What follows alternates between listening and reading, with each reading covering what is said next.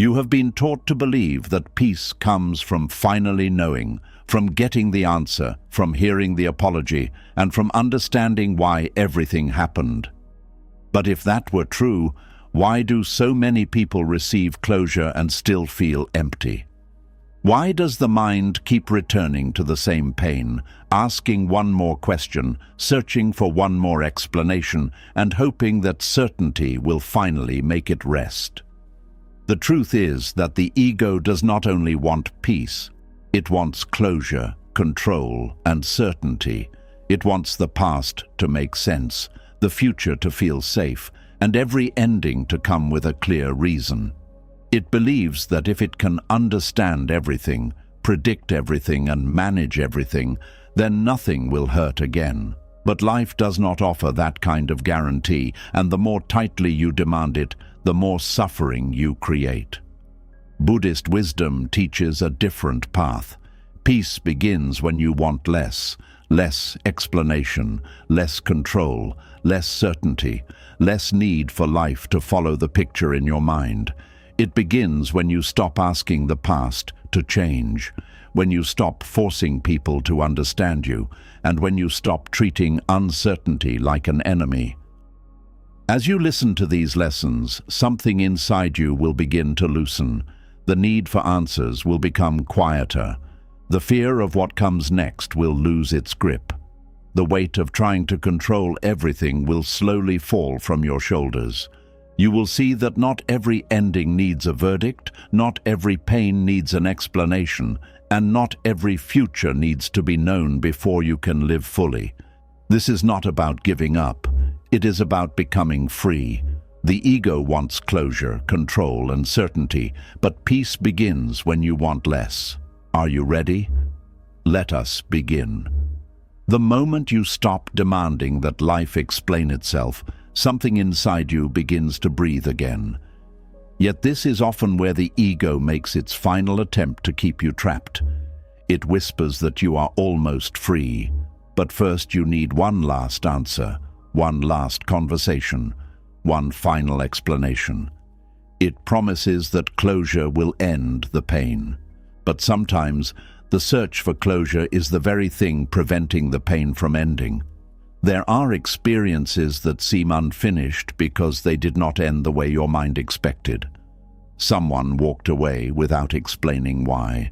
A friendship slowly disappeared without a clear argument. A person hurt you and continued living as though nothing happened. A relationship ended while important words were still trapped inside you. You may have been left with silence where an apology should have been, confusion where honesty should have been, and questions where certainty should have been. The mind does not like an empty space. It wants to fill every silence with a reason. It begins examining old conversations, looking for hidden meanings in small details. It remembers the tone of a voice, the delay before a reply, the final expression on someone's face. It searches through the past as though one forgotten clue could suddenly explain everything. This may feel like healing, but often it is the ego trying to regain control over something that has already happened. Closure sounds peaceful, but the desire for it can become another form of attachment. You are no longer attached only to the person or the event. You become attached to the idea that the past must give you something before you are allowed to move forward. You tell yourself that you will let go when they apologize, when they admit what they did, when you understand their true intentions, or when you finally get the chance to say everything you were unable to say. Without noticing it, your freedom is placed in someone else's hands. You may believe you are waiting for an explanation, but you are also waiting for another person to unlock a door that is already open. You remain seated in a room they left long ago because the ego insists that leaving without answers would mean the story defeated you. It tells you that moving on without closure would make the pain meaningless. It convinces you that peace must be earned through complete understanding. Buddhist wisdom offers a quieter truth. Understanding can be helpful, but it is not always necessary for release. Sometimes the deepest freedom comes from accepting that the past will never become clearer than it is now. Some people do not understand themselves well enough to explain what they did. Some know the truth but are too ashamed to speak it. Some protect their image by changing the story. Others have already moved on and no longer feel responsible for the confusion they created. If your peace depends on receiving truth from someone who benefits from hiding it, you may wait forever. The ego struggles with this because it believes every effect must lead back to a satisfying cause. When something hurts deeply, the mind thinks the explanation must be equally deep. It may be difficult to accept that a life-changing wound came from someone's immaturity, fear, selfishness, confusion, or lack of awareness. You search for a grand reason because the pain feels too important to have come from something so ordinary. But people sometimes cause enormous suffering for very small reasons. They avoid difficult conversations because they are uncomfortable. They disappear because honesty would expose them. They betray trust because they want immediate pleasure. They become cruel because cruelty protects them from shame. They choose silence because silence requires less courage than accountability. The explanation may not be mysterious. It may simply be disappointing. This is one reason closure can be painful even when it arrives. You may finally receive the answer and discover that it changes nothing. The person may tell you why they left, but the loss remains. They may admit they were wrong, but the years cannot be returned. They may apologize, but your body still remembers the fear. They may explain their choices, but the explanation does not make those choices acceptable. The ego often imagines closure as a perfect moment in which everything falls into place. You picture a conversation where the other person finally understands your pain. They speak honestly. They take responsibility. They show regret. You express yourself clearly. You leave feeling light, respected, and complete. Real conversations rarely follow this script. The person may deny what happened. They may minimize it. They may blame you. They may apologize only to end the conversation. They may remember events differently. They may become defensive when faced with the consequences of their actions. Instead of receiving closure, you may leave with more questions than before. This does not mean seeking clarity is always wrong. Honest conversation can repair misunderstandings, deepen relationships, and prevent resentment. But there is a difference between asking for clarity and demanding that clarity save you. One is communication. The other is dependence. You can ask a question without making your future depend on the answer. You can express pain without requiring the other person to agree with your version of events. You can speak honestly without believing that perfect words will force someone to become accountable. You can offer a final conversation while understanding that the other person may not have the emotional maturity to give you what you hoped to receive. This is where inner freedom begins. You stop confusing closure with permission. You no longer wait for someone else to approve your decision to heal. The Buddha taught that attachment is one of the roots of suffering. Most people hear the word attachment and think only of clinging to people, possessions, status, or pleasure. But the mind can also cling to explanations. It can cling to fairness. It can cling to the belief that every story must end in a way that feels complete. You may not want the person back. You may not want the old situation restored. Yet you may still be attached to the idea that they owe you understanding. This attachment can survive long after love has disappeared. It can keep the emotional bond alive through anger, resentment, and repeated questioning. Hatred can become a rope just as easily as affection. As long as your mind keeps returning to someone and demanding payment for the past, part of you remains connected to them. The payment may be an apology, regret, recognition, punishment, or proof that they lost something valuable. You may secretly hope that life will teach them a lesson, so you can finally feel that justice has been done. This desire is understandable. When someone harms you, it is natural to want balance restored. But your healing cannot depend on watching another person suffer. If it does, you remain emotionally controlled by their life. Their happiness irritates you. Their success feels unfair. Their silence feels like victory. Their pain becomes something you wait for. Peace cannot grow while you are studying another person's consequences. Karma, in Buddhist teaching, is often misunderstood as a system of instant reward and punishment. It is not simply the belief that anyone who hurts you will soon experience the same pain. Karma points to the way actions shape the mind, character, and future conditions. A dishonest person may appear comfortable while becoming increasingly unable to form honest relationships.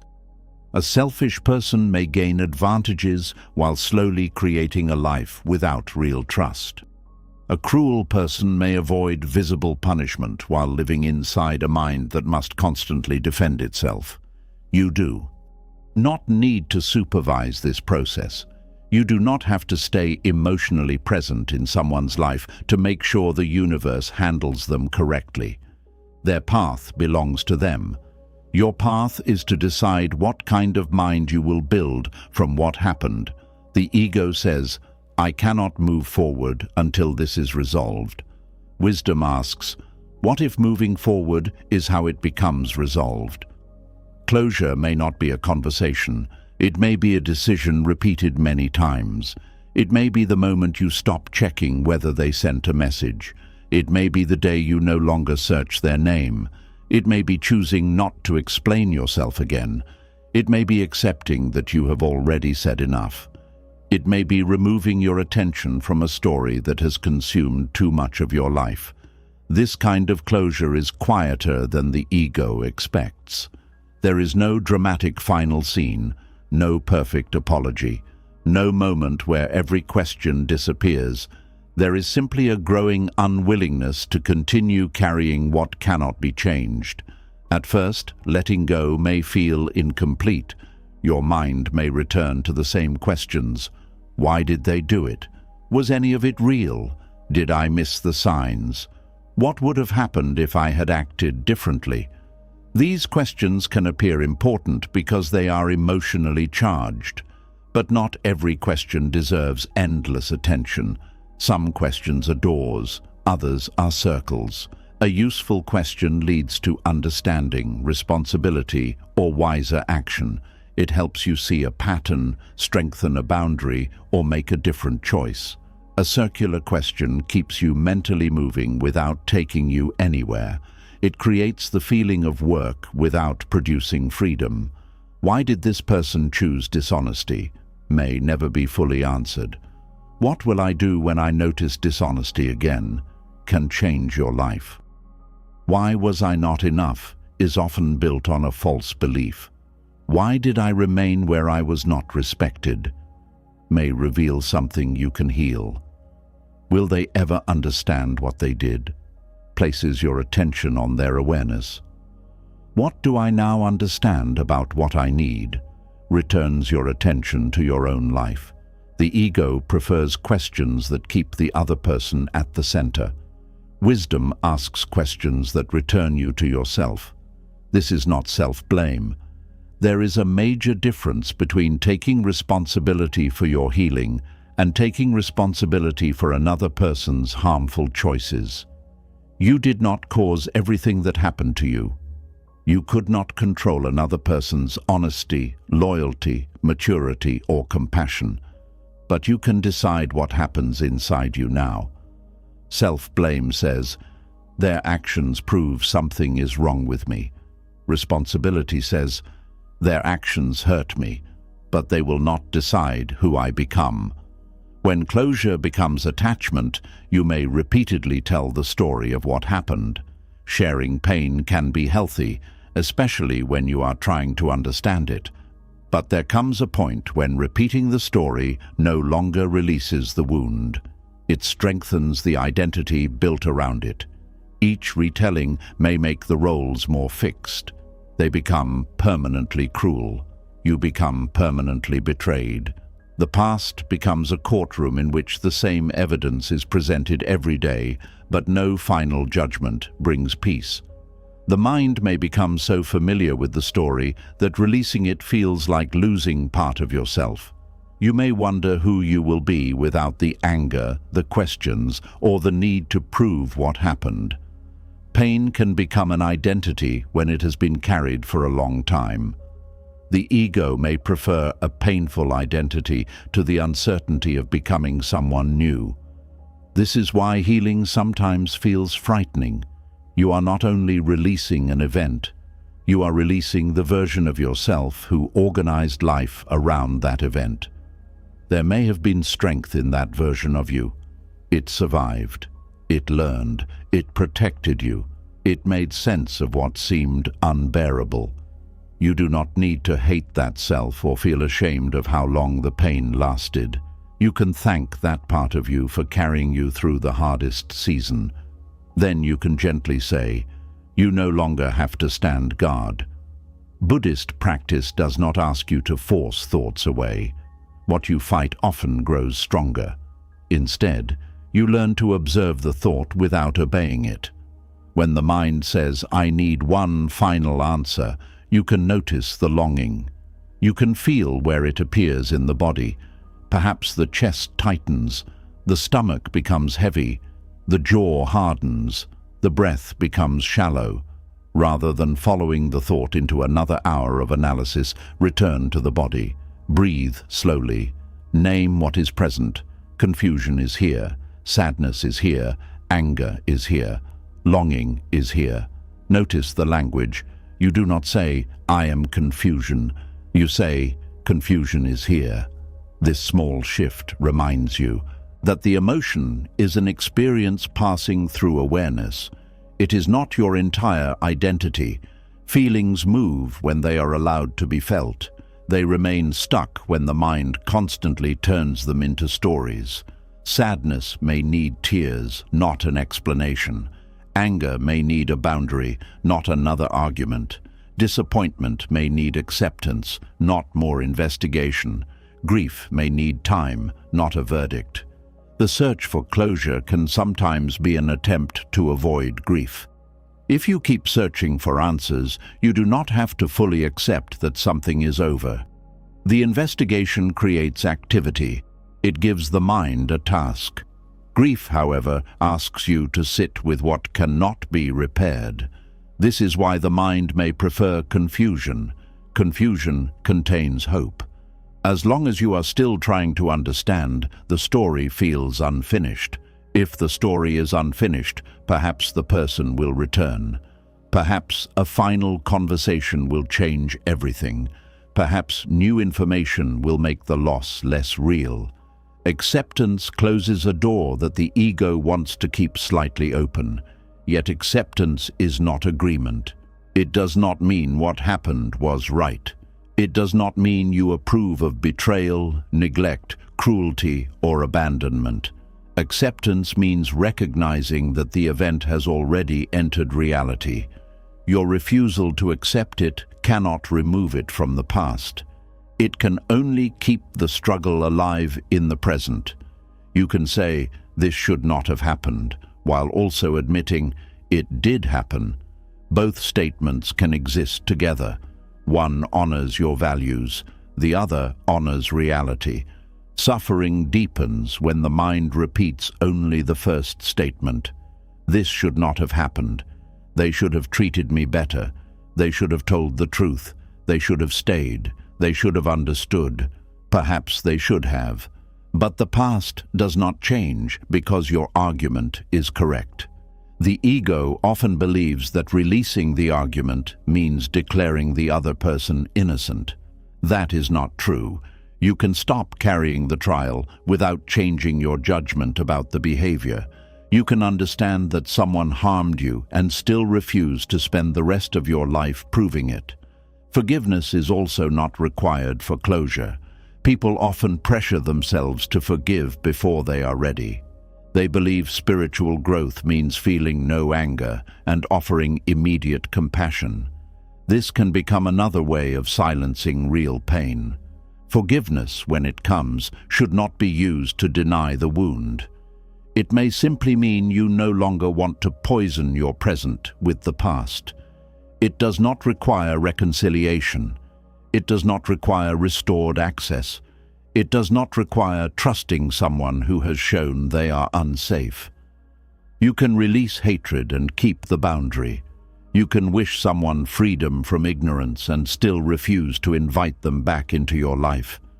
Compassion does not mean allowing repeated harm. Buddhist compassion includes yourself. A boundary can be an act of compassion when it prevents resentment, protects dignity, and stops unhealthy behavior from continuing. Sometimes the closure you seek is hidden inside the boundary you are afraid to set. You may continue asking for explanations because accepting the truth would require action. Perhaps their repeated behavior already gave you the answer. Perhaps the missing apology is not the main problem. The main problem may be that you keep hoping words will cancel a pattern. Words can clarify intentions. Patterns reveal character. A person may say they care while repeatedly disappearing when you need them. They may promise honesty while hiding important things. They may apologize beautifully and then repeat the same behavior. The ego clings to each new conversation because conversations allow hope to survive. Wisdom looks at the pattern. Closure may come when you stop asking what they mean and begin observing what they consistently do. This can be painful because clarity sometimes arrives without comfort. You may realize that the answer was present long before you wanted to accept it. Their lack of effort was an answer. Their repeated disrespect was an answer. Their refusal to communicate was an answer. Their comfort with your pain was an answer. Silence does not always tell you why someone acted as they did, but it can tell you what they are willing to do now. That may be enough information to choose peace. There is also closure you may need to give yourself. Perhaps you are waiting for someone else to forgive you.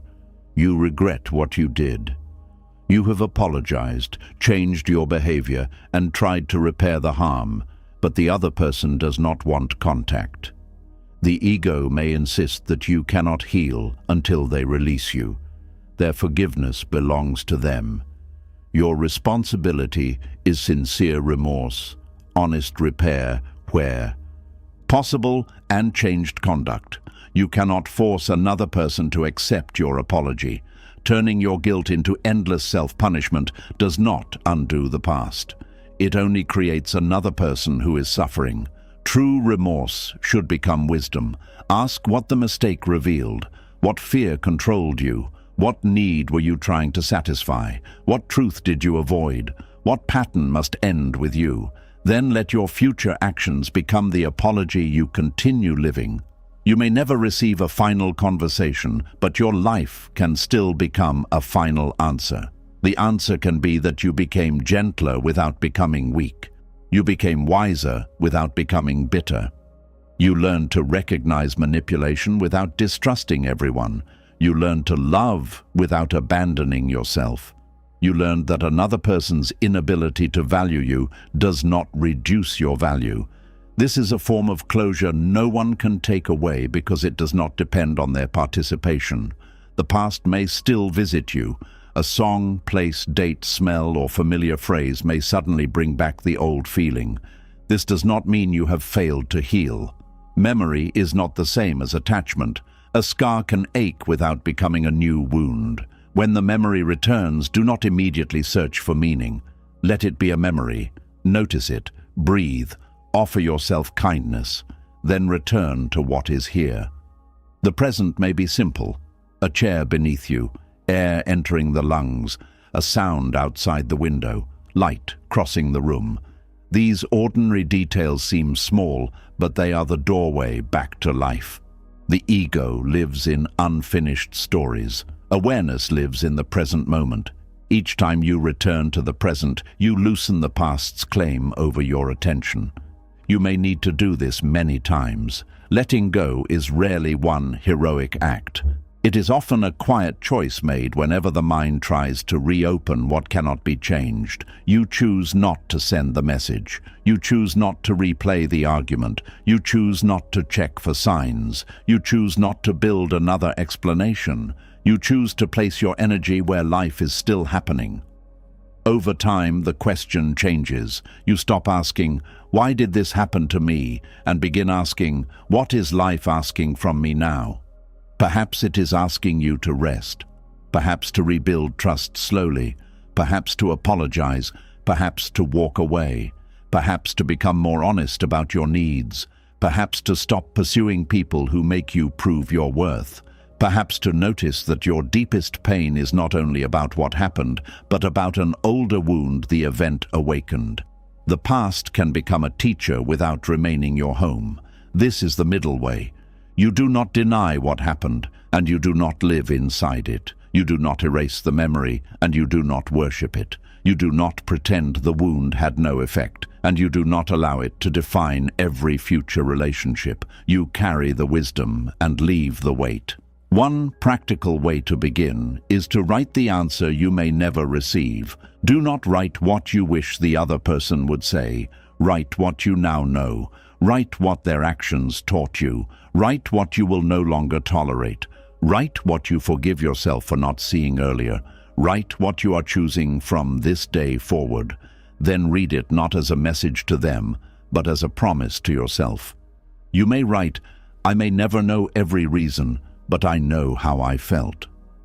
I may never receive an apology, but I believe my own experience.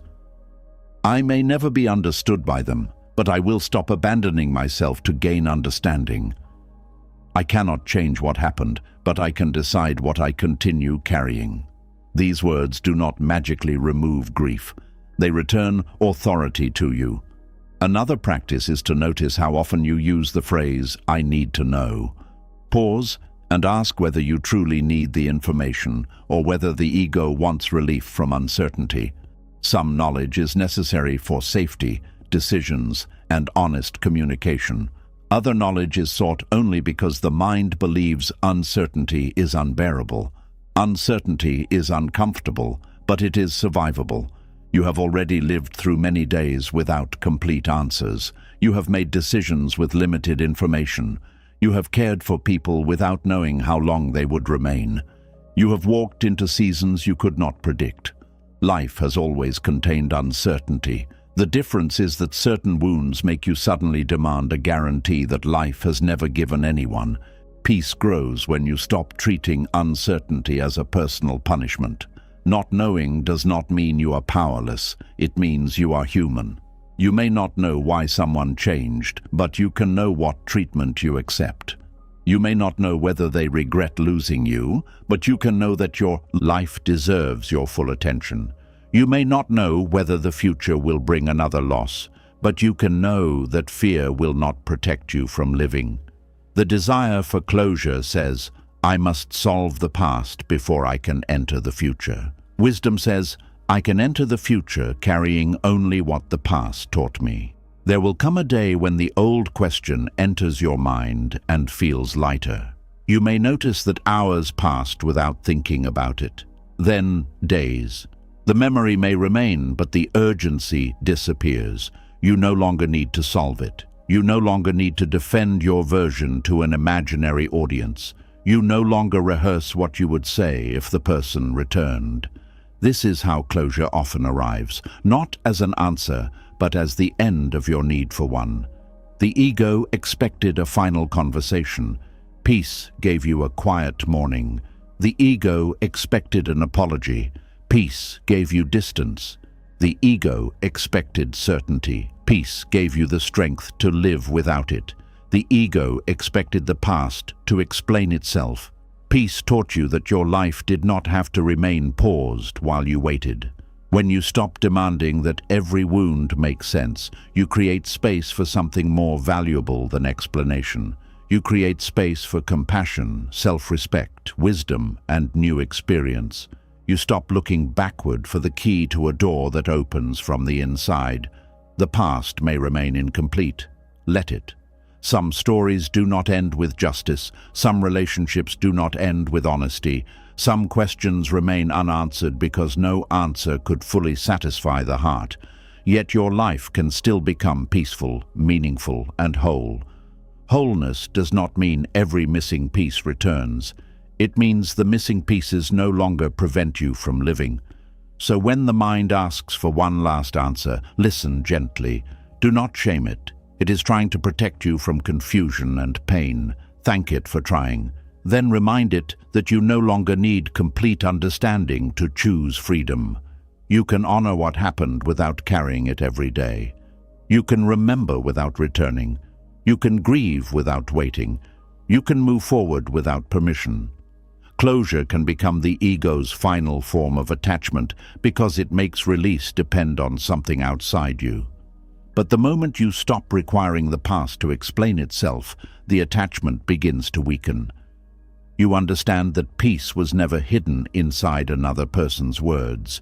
It was waiting inside your willingness to stop asking yesterday to become different. And once you see this clearly, another hidden struggle appears. The ego does not only demand answers about the past, it also believes that pain can be accepted only when every cause is understood. Yet, the need to understand everything may quietly prevent the acceptance you have been searching for. And once you stop demanding that the past explain itself, another struggle becomes visible. The mind may release its need for one final answer, yet still insist that it must understand every cause, every motive, and every detail before it can accept what happened. This sounds wise, but it can become another cage.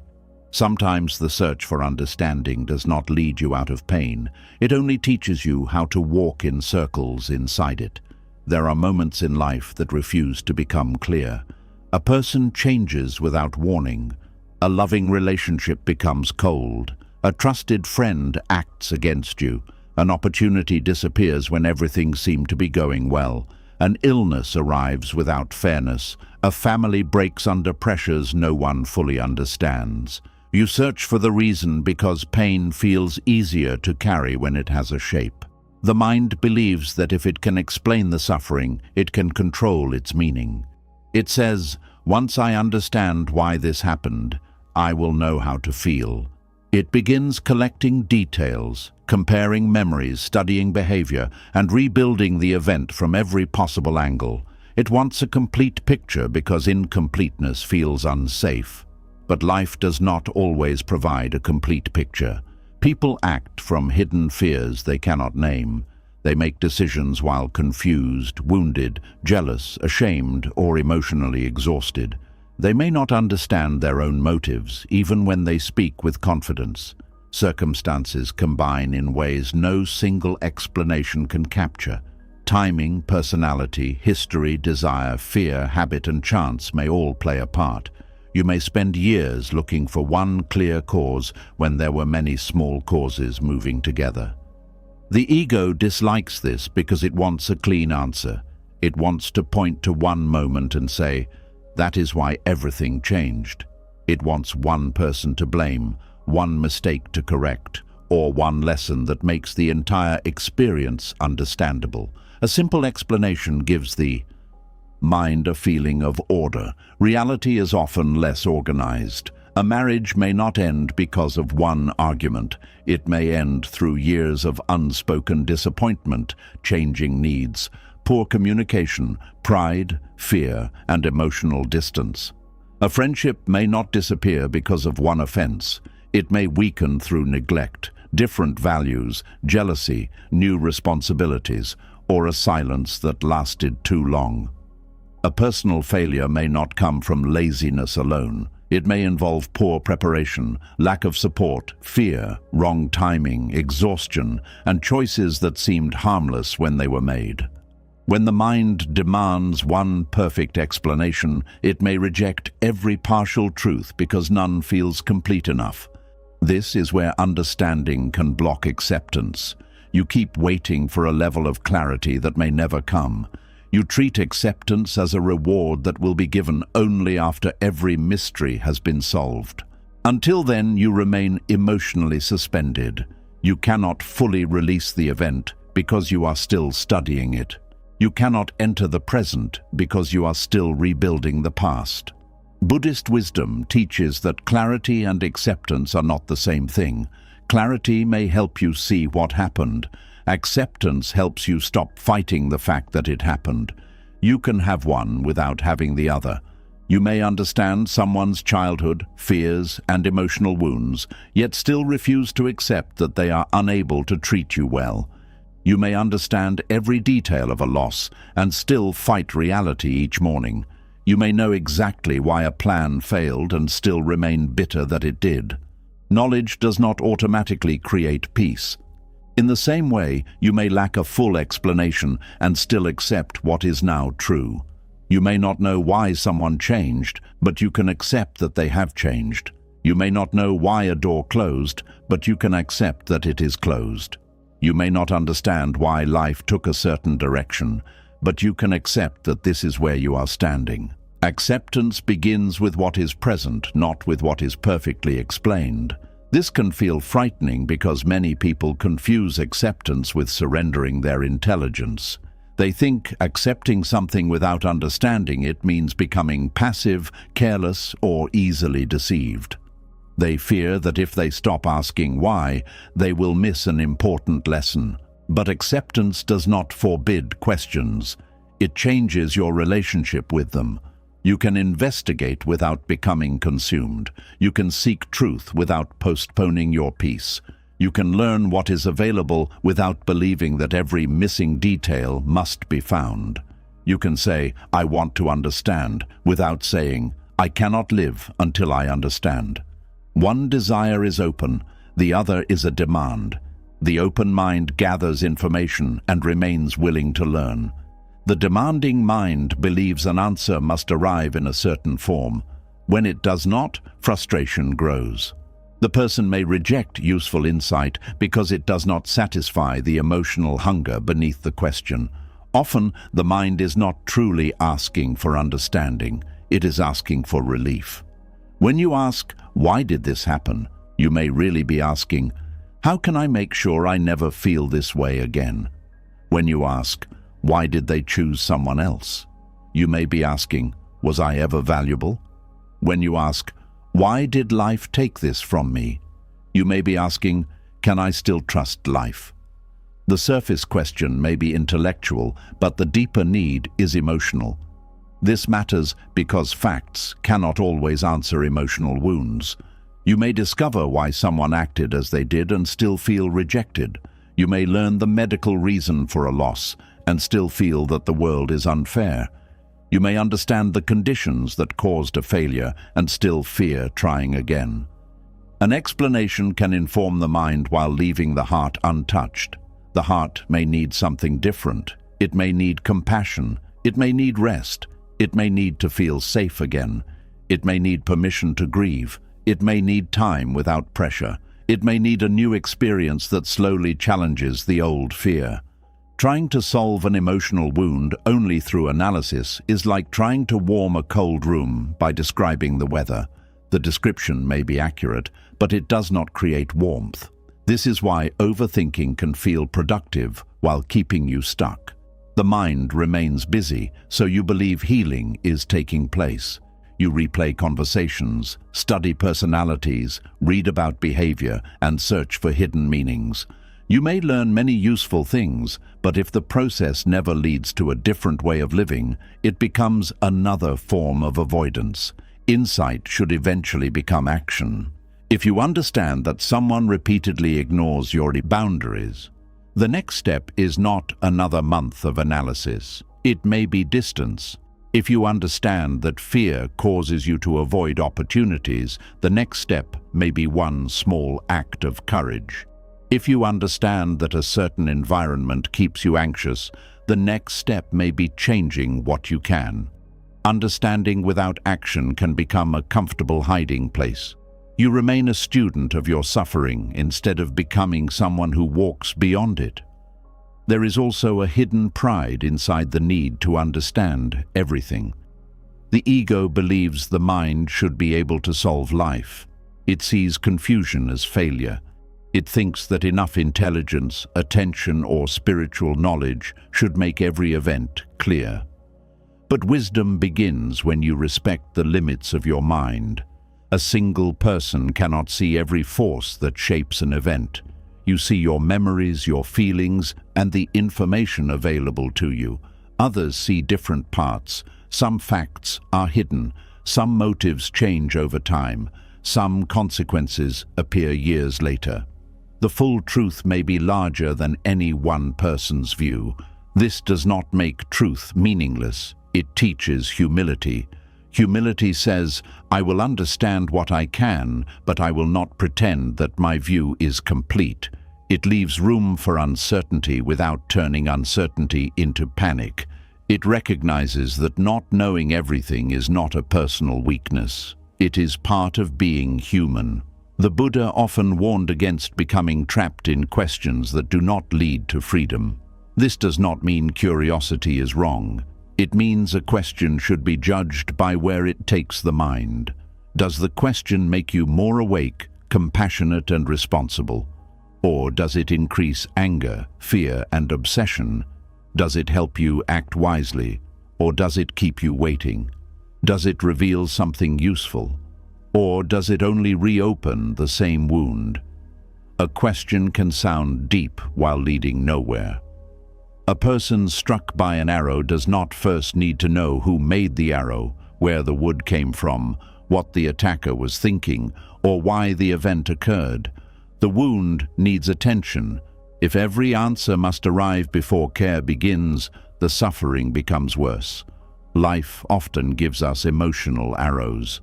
The mind wants to study the attacker while the heart is still bleeding. It wants to understand every cause before offering itself care, but healing must sometimes begin before explanation. You can soothe the nervous system before you understand the entire history of your fear. You can leave an unhealthy place before you know why you stayed so long. You can stop arguing with someone before you fully understand their behavior. You can rest before you know exactly why you are exhausted. Care does not need complete knowledge to begin. This is especially important when you are dealing with unfairness. The mind assumes unfair events must contain a hidden reason that will make them easier to accept. It searches for a lesson, a moral, or a purpose. It wants to believe that everything happened for a clear and necessary cause. But not every painful event needs to be called necessary. Some things happen because people are careless. Some happen because systems are unjust. Some happen because bodies are fragile. Some happen because nature is unpredictable. Some happen through a combination of choices and conditions no one planned. You do not have to call suffering good in order to accept that it occurred. Forcing a positive meaning too quickly can become another rejection of reality. You may tell yourself that everything happens for the best while part of you is still deeply hurt. You may search for a blessing before you have allowed yourself to name the loss. This does not create acceptance. It covers pain with a sentence. Real acceptance is more honest. It says, "This was painful. This was unfair. I wish it had been different. I may never fully understand it. And still, this is part of my life now." These words do not celebrate suffering. They stop the inner war against facts that cannot be removed. The ego wants a reason that makes the pain acceptable. Wisdom learns that pain can be accepted even when the reason is unsatisfying. Consider how often people remain trapped in the question of whether an event was fair. Fairness matters. It guides moral action, justice, and human relationships. But reality does not always follow fairness. When the mind believes peace can come only after life becomes fair, it gives the world an impossible condition. You may deserve an apology and never receive it. You may work hard and still lose. You may act with kindness and still be misunderstood. You may prepare carefully and still face an unexpected setback. Acceptance does not say fairness is unimportant. It says, your inner life cannot be held hostage until the world corrects every imbalance. You can work for justice without allowing injustice to destroy your mind. You can name what was wrong without letting that wrong become the only truth you see. You can protect others from harm without carrying hatred as proof that you care. This balance requires strength. It is easier to either deny the pain or become completely identified with it. The middle path asks you to see the suffering clearly while refusing to become only the person who suffered. The need to understand everything can also appear in self-judgment. You may study your own mistakes with harsh intensity. Why did I trust them? Why did I ignore the signs? Why did I stay? Why was I afraid? Why did I not know better? These questions may sound responsible, but they can hide cruelty.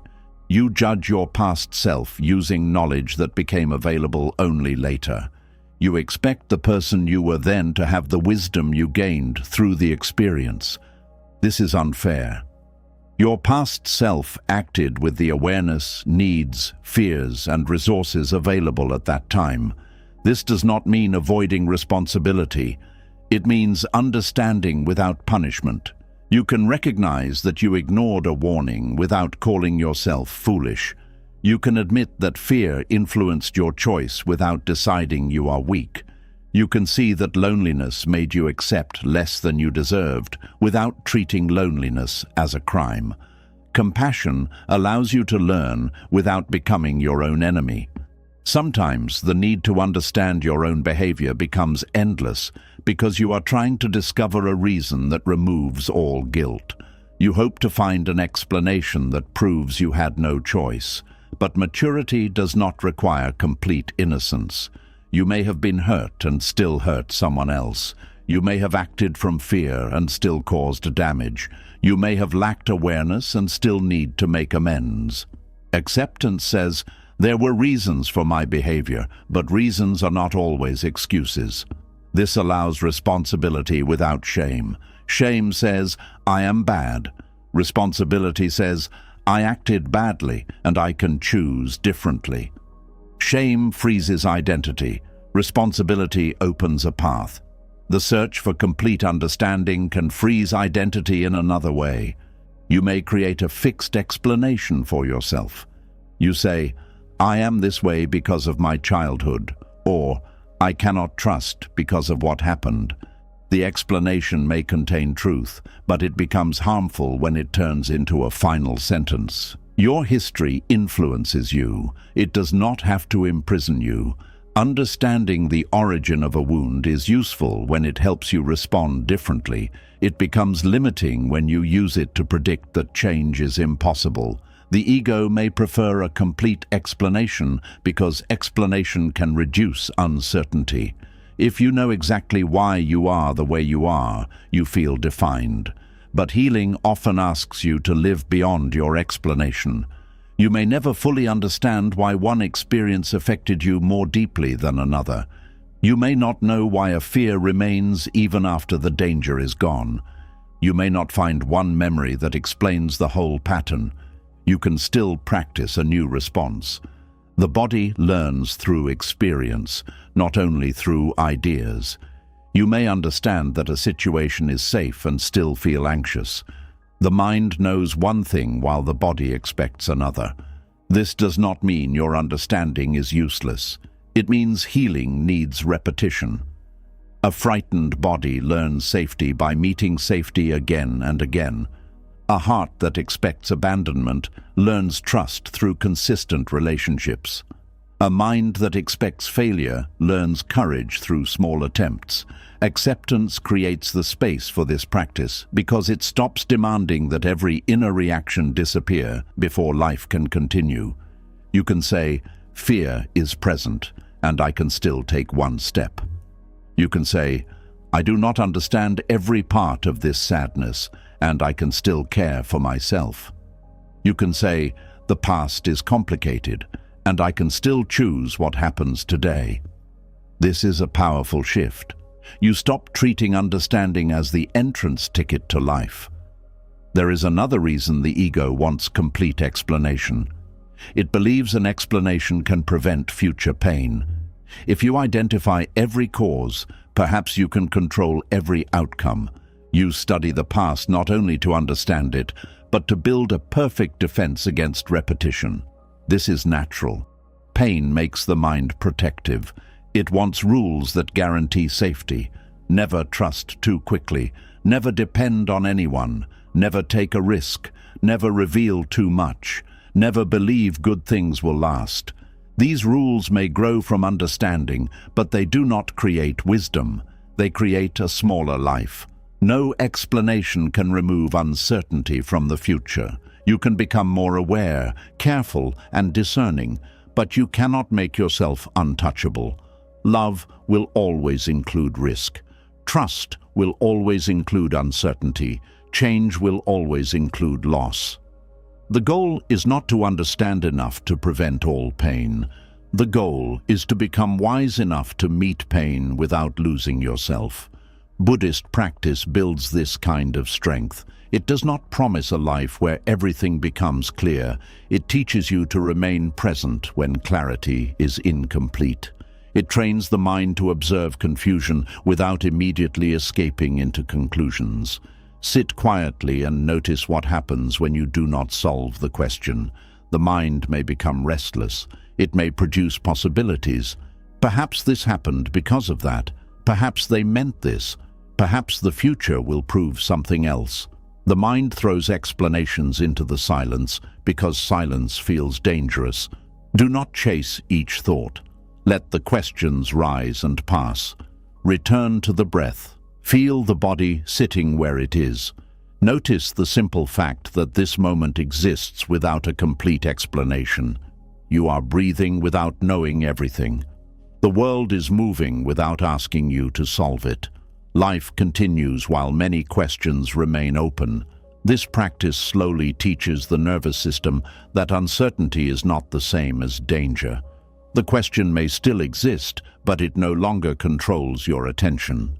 You learn that peace is possible in the presence of not knowing. This is different from pretending not to care.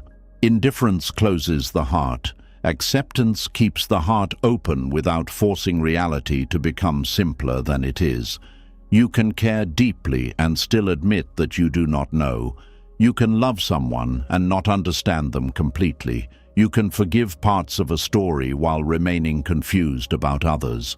You can make a wise decision with incomplete information. Many important decisions are made this way. You rarely know every consequence before choosing. You choose based on values, evidence, experience, and what is available now. Waiting for perfect understanding can become a reason never to act. The ego says, "I need certainty before I decide." Wisdom asks, "What choice respects reality as I see it today?" This question returns power to the present. It does not require a complete map.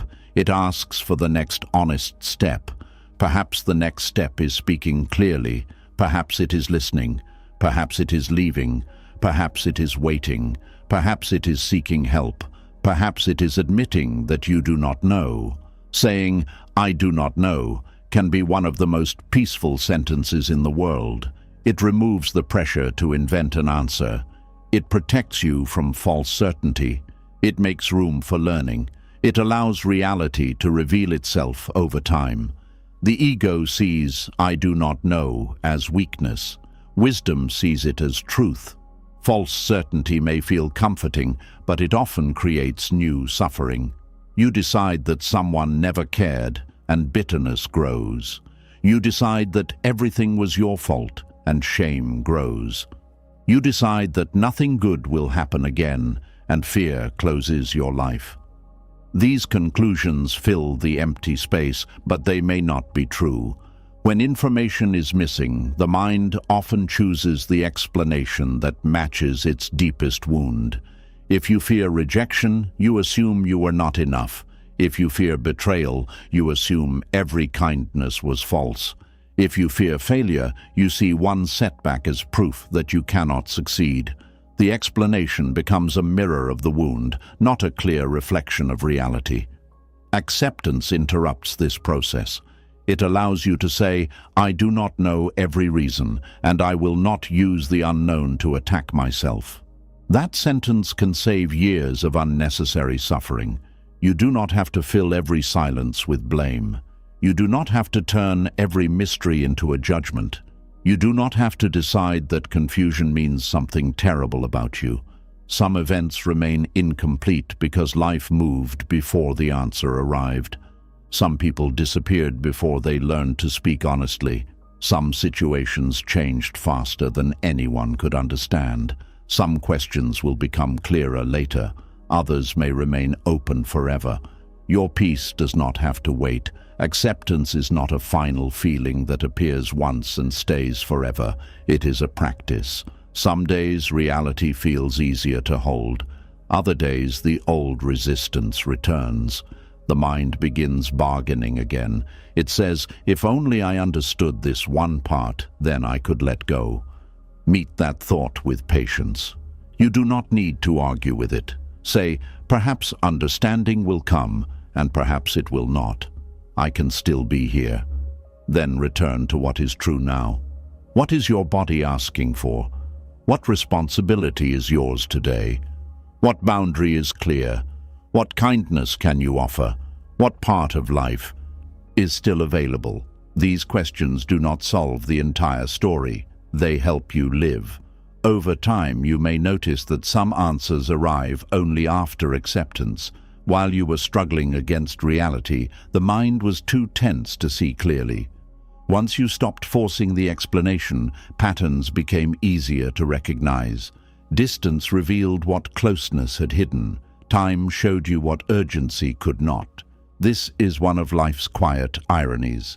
The more desperately you demand understanding, the harder it can become to understand. The mind selects facts that support its fear. It repeats the same ideas. It becomes unable to receive anything new. Acceptance relaxes the grip.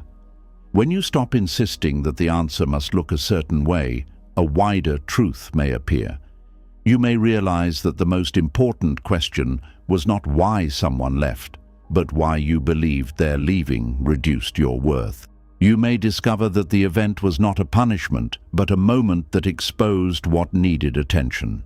You may see that several explanations can be true at once. Still, acceptance does not depend on these insights. They are gifts, not requirements. You do not need to turn every wound into wisdom immediately. You do not need to find a hidden blessing. You do not need to produce a lesson that makes the suffering worthwhile. Sometimes acceptance is simply this: I wish I knew, but I do not. Then you breathe, you eat, you sleep, you speak to someone kind, you complete the next task, you allow one ordinary day to follow another. This may look small, but it is how life returns. The ego wants understanding to arrive as a bright light that explains everything at once. Peace often arrives more quietly. It appears when the question stops interrupting every moment. It appears when you no longer feel ashamed of not knowing. It appears when you can remember the event without immediately building another theory. The story may remain complicated, but your relationship with it becomes simple. It happened. It affected you. You learned what you could. You are still here. This is enough to begin. There may always be a part of life that remains mysterious. Human beings are mysterious even to themselves. We change, contradict ourselves, and act from motives that become clear only later. Expecting perfect explanations from imperfect minds creates endless disappointment. You can value truth without demanding total knowledge. You can seek understanding without worshipping it. You can accept reality without approving of everything in it. You can move forward while some questions remain behind you. This is not intellectual defeat. It is emotional maturity. The child inside the mind wants every painful event explained because explanations create the feeling that the world is safe. The wiser part of you knows that safety cannot come from understanding everything. It comes from trusting that you can respond with awareness, courage, and compassion even when you do not understand. That trust is deeper than certainty. It says, life may confuse me, but confusion will not destroy me. People may surprise me, but I can still protect my values. The future may be unclear, but I can meet the next moment. This is the strength Buddhist wisdom points toward. Not a mind that has solved every mystery, but a mind that no longer needs every mystery solved before it can be at peace. So let the unanswered parts remain unanswered for now. Let the unclear parts be unclear. Do not rush to create a story simply because silence makes you uncomfortable. Do not punish yourself for lacking information that was never available to you. Take what the experience has already shown. Release what cannot be known. Act on what is clear. Rest where clarity ends. Peace grows when you understand that acceptance does not need a perfect explanation. It needs honesty about what is here. The event may remain confusing. The outcome may still feel unfair. The story may never become complete. Yet your life does not have to remain unfinished because of it. And when the need to understand finally loosens, the ego often finds another respectable way to hold on. It begins calling control responsibility. It says that worry is preparation, pressure is protection, and managing every detail is simply what careful people do. This is where the next hidden attachment begins. And once you accept that life does not need to explain every mystery, another hidden struggle begins to reveal itself. The ego may stop demanding answers, yet it still tries to control what happens next. It calls this responsibility. It says it is only being careful, prepared, disciplined, or protective. But beneath all that effort, fear may be quietly holding the wheel. Control rarely introduces itself honestly. It does not usually. Say, I am terrified of uncertainty, so I need everyone and everything to behave according to my wishes. Instead, it uses respectable words. It says, I am only planning ahead. It says, I am doing this because I care. It says, someone has to keep everything together. It says, if I do not manage this, everything will fall apart. Because these statements can contain some truth, emotional control becomes difficult to recognize. Planning is useful, discipline is valuable, preparation can prevent unnecessary problems. Protecting people you love is natural, responsibility is part of a mature life. The problem begins when these healthy actions are no longer guided by wisdom, but by fear. Healthy responsibility responds to reality. Emotional control tries to force reality to obey. A responsible person prepares for what can reasonably be expected. A controlling person tries to remove every possibility of surprise. A responsible person offers guidance. A controlling person cannot rest unless others follow it. A responsible person makes a plan and adjusts when conditions change. A controlling person experiences every change as a threat. From the outside, both people may look organized. The difference is found inside the mind. Ask what happens emotionally when the plan is interrupted. Can you pause, reconsider, and choose another path? Or do you become angry, anxious, impatient, or personally offended? Can someone disagree with you without making you feel unsafe? Can another person choose differently without causing you to chase, pressure, punish, or withdraw? Your reaction often reveals whether you were practicing responsibility or seeking control. A plan is only a tool. Emotional control turns the plan into a demand. This may happen in small, ordinary moments. You decide how the day should unfold. You expect a person to arrive at a certain time, respond in a particular way, or complete a task according to your method.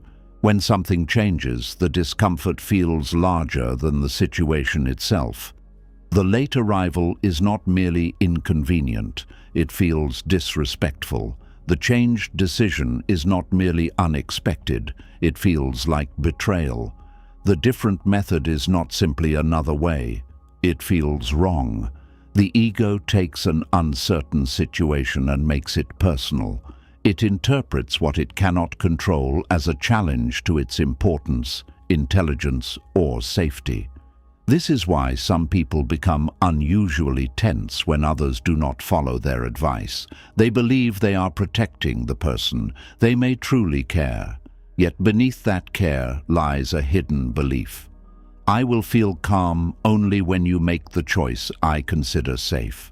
That is not only concern, it is an attempt to regulate your own fear through someone else's behavior. Parents often experience this with adult children. A parent sees a risk and immediately wants to prevent it. They offer advice, repeat warnings, ask endless questions, and try to shape the outcome. They may call it love, and love is certainly present. But love has become mixed with fear. The parent is not only trying to protect the child, the parent is trying to protect themselves from the pain of watching the child make an uncertain choice. This difference matters. Guidance says, "Here is what I see. I trust you to consider it." Control says, "You must choose what I believe is right so that I can feel safe." Guidance leaves room for another person's mind. Control tries to replace it. Buddhist wisdom teaches that every person lives through the consequences of their own intentions and actions. You can support another person, warn them, teach them, and stand beside them. But you cannot live their life for them. You cannot remove every difficult lesson. You cannot make wisdom enter their mind before they are ready to receive it. Trying to control another person's path often creates suffering for both of you. They feel watched, doubted, or suffocated. You feel exhausted because their life refuses to remain inside your plan. The more you push, the more they may resist.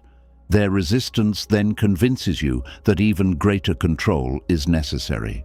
A cycle begins. You become more forceful because they are pulling away.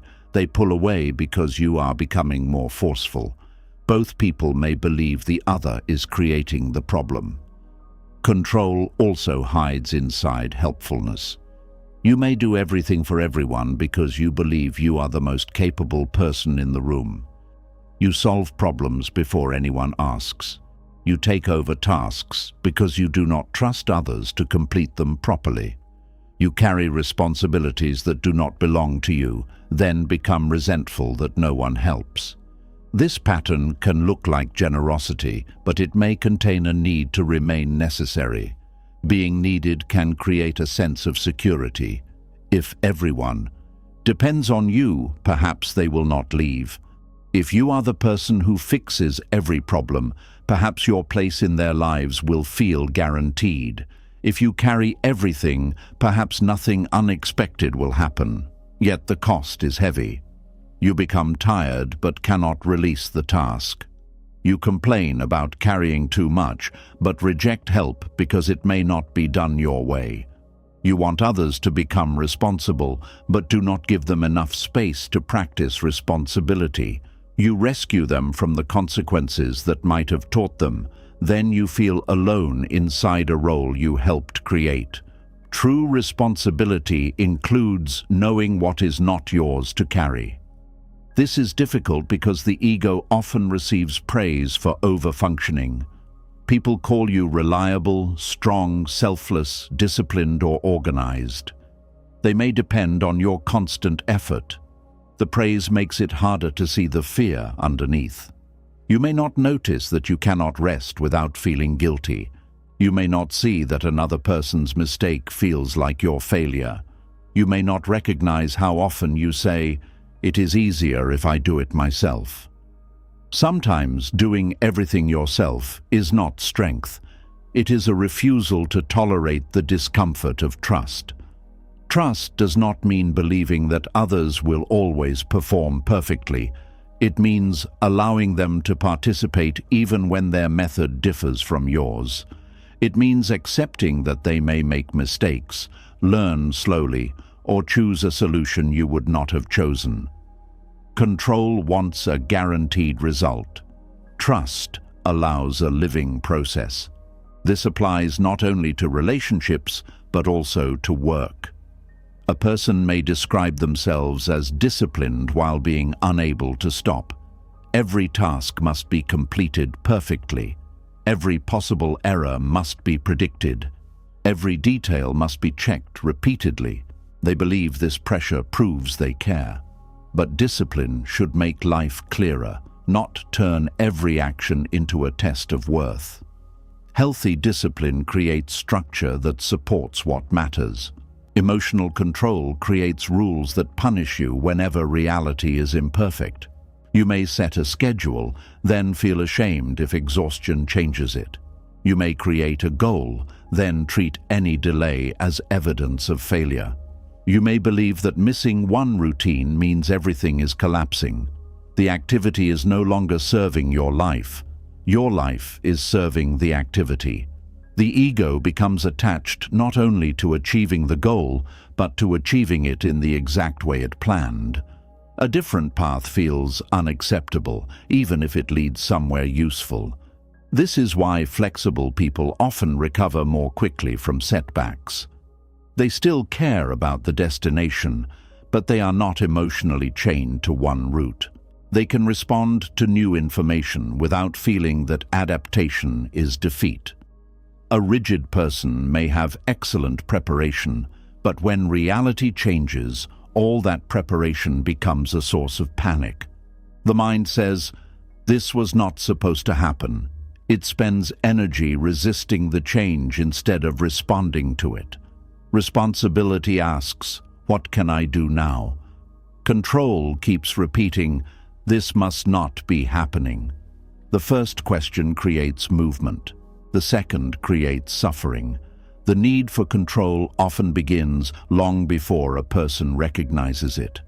Perhaps your early environment was unpredictable. Adults changed moods without warning. Promises were broken. Money was uncertain. Conflict appeared suddenly. You learned that danger could arrive when no one was prepared. In such a life, control may have become a form of protection. You learned to watch people closely, predict problems, organize details, and stay several steps ahead. These habits may have helped you survive emotionally. They gave you a sense of stability when stability was missing. There is no need to shame yourself for developing them. But a strategy that once protected you can later imprison you. The body may continue preparing for chaos even when the present situation is safe. You may feel responsible for noticing every change in another person's mood. You may carefully choose your words to prevent conflict. You may constantly prepare for disappointment, rejection, or loss. The mind believes vigilance will prevent pain. In reality, constant vigilance can prevent peace. You are physically present in today's room, but emotionally preparing for yesterday's danger. This is where Buddhist awareness becomes valuable. Instead of immediately obeying the urge to control, pause and observe it. Where does the urge appear in your body? Does the chest tighten? Does the breath become shallow? Do the shoulders rise? Does the mind begin producing urgent instructions? Notice the feeling before acting from it. You may discover that the situation itself is not demanding immediate control. Your fear is demanding relief. This pause creates choice. Without awareness, fear moves directly into behavior. You check, correct, pressure, warn, or interfere. With awareness, you can say, "Fear is present, but I do not have to make fear the leader." Then ask a simple question. What belongs to me in this moment? Perhaps your responsibility is to communicate clearly. Perhaps it is to prepare a reasonable backup plan. Perhaps it is to ask for help. Perhaps it is to set a boundary. Perhaps it is to do nothing and allow another person to handle the situation. Control wants to manage everything connected to the problem. Wisdom identifies the small part that is truly yours. This distinction can change your life. Suppose you have an important interview. Responsibility means preparing, learning about the role, arriving on time, and answering honestly. Control tries to guarantee that the interviewer likes you, understands you perfectly, and chooses you. You control your preparation. You do not control their opinion. Suppose you are caring for your health. Responsibility means seeking appropriate advice, following reasonable treatment, resting, and paying attention to symptoms. Control demands that every action produce a guaranteed result and becomes terrified when the body remains unpredictable. You can influence your health. You cannot command every process in the body. Suppose you are repairing a relationship. Responsibility means speaking honestly, listening, apologizing where needed, and changing harmful behavior. Control tries to force the other person to forgive, trust, return, or respond according to your schedule. You control the sincerity of your actions. You do not control another person's heart. Much emotional exhaustion comes from trying to control outcomes that belong partly or completely to life, other people, timing, and conditions. You may spend more energy trying to secure the result than performing the action itself. Buddhist practice returns attention to intention. What quality are you bringing to the action? Are you acting from wisdom or fear? Are you speaking to communicate or to force agreement? Are you helping to support or to create dependence? Are you preparing to respond well or trying to remove every possible discomfort? Two people can perform the same action with very different minds. One person saves money from thoughtful care. Another saves from constant fear that disaster is near. One person checks on a loved one from affection. Another checks repeatedly because they cannot tolerate not knowing. One person works carefully because the task matters. Another works compulsively because mistakes feel like personal failure. The action alone does not reveal the attachment. The inner pressure does. A useful sign is whether the behavior can stop. Can you prepare and then rest? Can you send the message and wait? Can you give advice once and allow silence? Can you complete the task without checking it 10 more times? Can you make a decision without demanding endless reassurance? When the mind cannot stop, control may be wearing the clothes of responsibility. Another sign is the belief that worry proves love. You may feel that if you stop worrying about someone, you are abandoning them. You confuse mental suffering with devotion, but worry does not always protect the person you love. Sometimes it only creates two anxious people instead of one. Care can be active without being tormented. You can make a phone call, offer support, gather information, or show up when needed.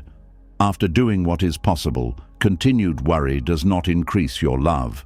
It only consumes your attention. The ego may resist this because worry gives it a sense of participation. Doing nothing feels helpless, so the mind continues thinking. It believes repeated thought is a kind of action, but thinking about the same danger for 5 hours does not mean you have helped for 5 hours. At some point, responsibility ends and rumination begins. You can ask, is there a useful action available now? If the answer is yes, take it calmly. If the answer is no, your practice is to remain present without creating imaginary work. This is not easy. The urge to do something may become intense, yet sometimes restraint is the wisest form of responsibility. You may need to let a child solve a problem. You may need to allow a colleague to complete a task differently. You may need to wait for information rather than demand an immediate answer. You may need to let a relationship breathe instead of forcing a conversation. You may need to permit your body to rest rather than pushing it to satisfy a schedule. Not interfering can require more courage than taking over. Control is also closely connected to identity. You may see yourself as the responsible one, the strong one, the planner, or the person who never falls apart. This identity receives respect, but it may leave no room for your humanity. You feel unable to admit confusion because responsible people are supposed to know what to do. You avoid asking for support because strong people are supposed to manage. You hide exhaustion because dependable people do not disappoint others. Eventually, responsibility becomes a mask that you are afraid to remove. The ego whispers, "If you are not managing everything, who are you?" This question can reveal how deeply control is tied to self-worth. Perhaps you believe people value you mainly for what you provide. Rest then feels dangerous because rest does not produce usefulness. Receiving care feels uncomfortable because you are familiar only with giving it.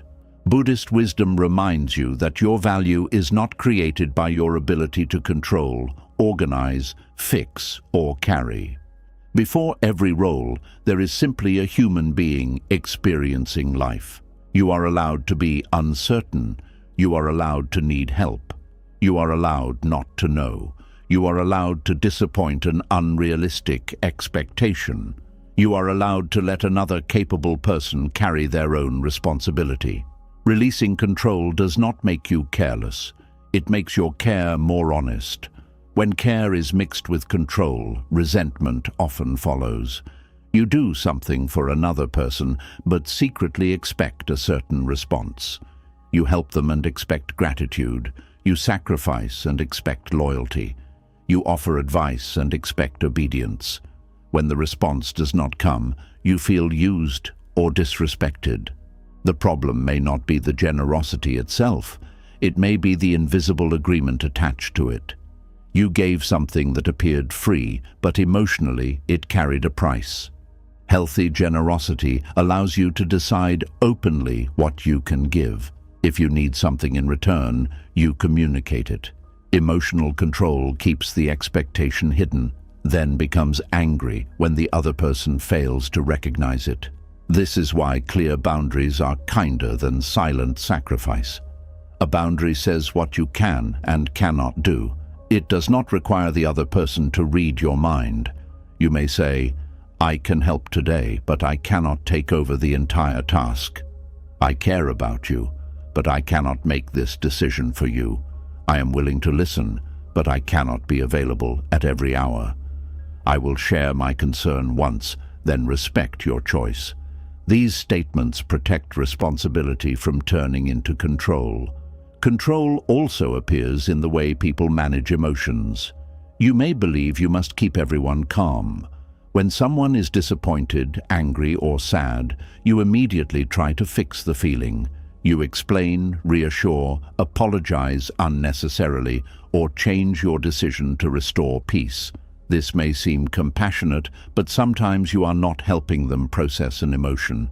You are trying to remove your own discomfort with their emotion. Another person's disappointment does not always mean you did something wrong. Someone can dislike your boundary while the boundary remains healthy. Someone can feel sad about your decision while the decision remains necessary. Someone can misunderstand you even after you have communicated sincerely. If you believe you are responsible for every emotion around you, you will become easy to control. Anyone can change your behavior simply by showing displeasure. Healthy responsibility asks whether your action was honest, respectful, and reasonable. It does not demand that everyone feel pleased. You cannot create a life without emotional friction. Sometimes truth disappoints. Boundaries frustrate. Change creates sadness. Growth disturbs familiar roles. Trying to keep everyone comfortable may preserve temporary calm while preventing genuine healing. There are also people who attempt to control their own emotions with force. They tell themselves they must not feel afraid, jealous, sad, or angry. They treat every uncomfortable emotion as a failure of discipline. This inner control creates division. One part of the mind feels the emotion, while another part attacks it. The person may look calm, but feel tense underneath. They have not found peace. They have only pushed the disturbance out of sight. Buddhist awareness does not demand emotional perfection. It invites honest observation. Fear can be present without becoming a command. Anger can be acknowledged without becoming cruelty. Sadness can move through the heart without becoming an identity. Emotional responsibility means choosing how you respond to a feeling. Emotional control tries to stop the feeling from existing. The first creates maturity, the second creates repression. When feelings are not allowed to exist, they often return through the body: harsh behavior, exhaustion, sudden anger, or numbness. The more strongly you try to control the inner world, the more secretly it controls you. Acceptance gives emotion room to move. You can say, "I am anxious because this matters to me. I am angry because a boundary was crossed. I am sad because something valuable has changed." Then ask what response reflects your values. The feeling gives information, but it does not make every decision. The same principle applies to uncertainty. You do not need to remove uncertainty before acting responsibly. You need to make room for it while choosing wisely. A farmer can prepare the soil, plant at the proper time, protect the young plants, and care for the field. But the farmer cannot order the rain, command the temperature, or guarantee the harvest. If the farmer refuses to act without a guarantee, nothing will be planted. If the farmer believes effort controls nature completely, every storm will feel like a personal betrayal. Wise action exists between passivity and control. You prepare fully, then release what was never yours. This release is not a single decision. The ego may reclaim the outcome many times. It may wake at night and begin planning again. It may search for more reassurance, another sign, or one more precaution. Gently return to the boundary between effort and outcome. Say, "I have done what I can for now." This sentence may feel uncomfortable at first. The controlling mind will argue that there is always something more to do. There is always another possibility to consider, another detail to check, another conversation to rehearse. Technically, it may be correct. There is almost always something more you could do, but responsibility is not measured by whether you exhausted every possible action. It is measured by whether you took wise and proportionate action. More effort is not always better effort. A person can study until the mind is too tired to think. They can train until the body is injured. They can prepare until the opportunity has passed. They can protect a relationship until there is no freedom left inside it. Excess often disguises itself as commitment. The middle path asks, what is enough? Enough preparation to act with care, enough information to make a reasonable decision, enough communication to express the truth, enough effort to honor your values. Then comes release. Without release, even good effort becomes attachment. You can practice this in daily life through small acts. Leave one harmless detail imperfect. Allow someone else to choose the route. Send a thoughtful message without rewriting it endlessly. Make a plan that includes room for change. Notice when you are asking a question for useful information and when you are asking only for reassurance. These small moments train the mind to survive without total control. At first, anxiety may rise. Do not interpret that anxiety as proof that releasing control is dangerous. It may simply be the feeling of an old habit losing authority. Stay present. Observe what actually happens. Often, the feared collapse does not come. The task is completed differently but adequately. The other person handles more than you expected. The uncertainty passes without disaster. You discover that your involvement was not the only thing holding life together. This realization can be humbling, but also freeing. You do not have to be the invisible force preventing the world from falling apart. Life was moving before your plans, and it will continue beyond them. This does not make your actions meaningless.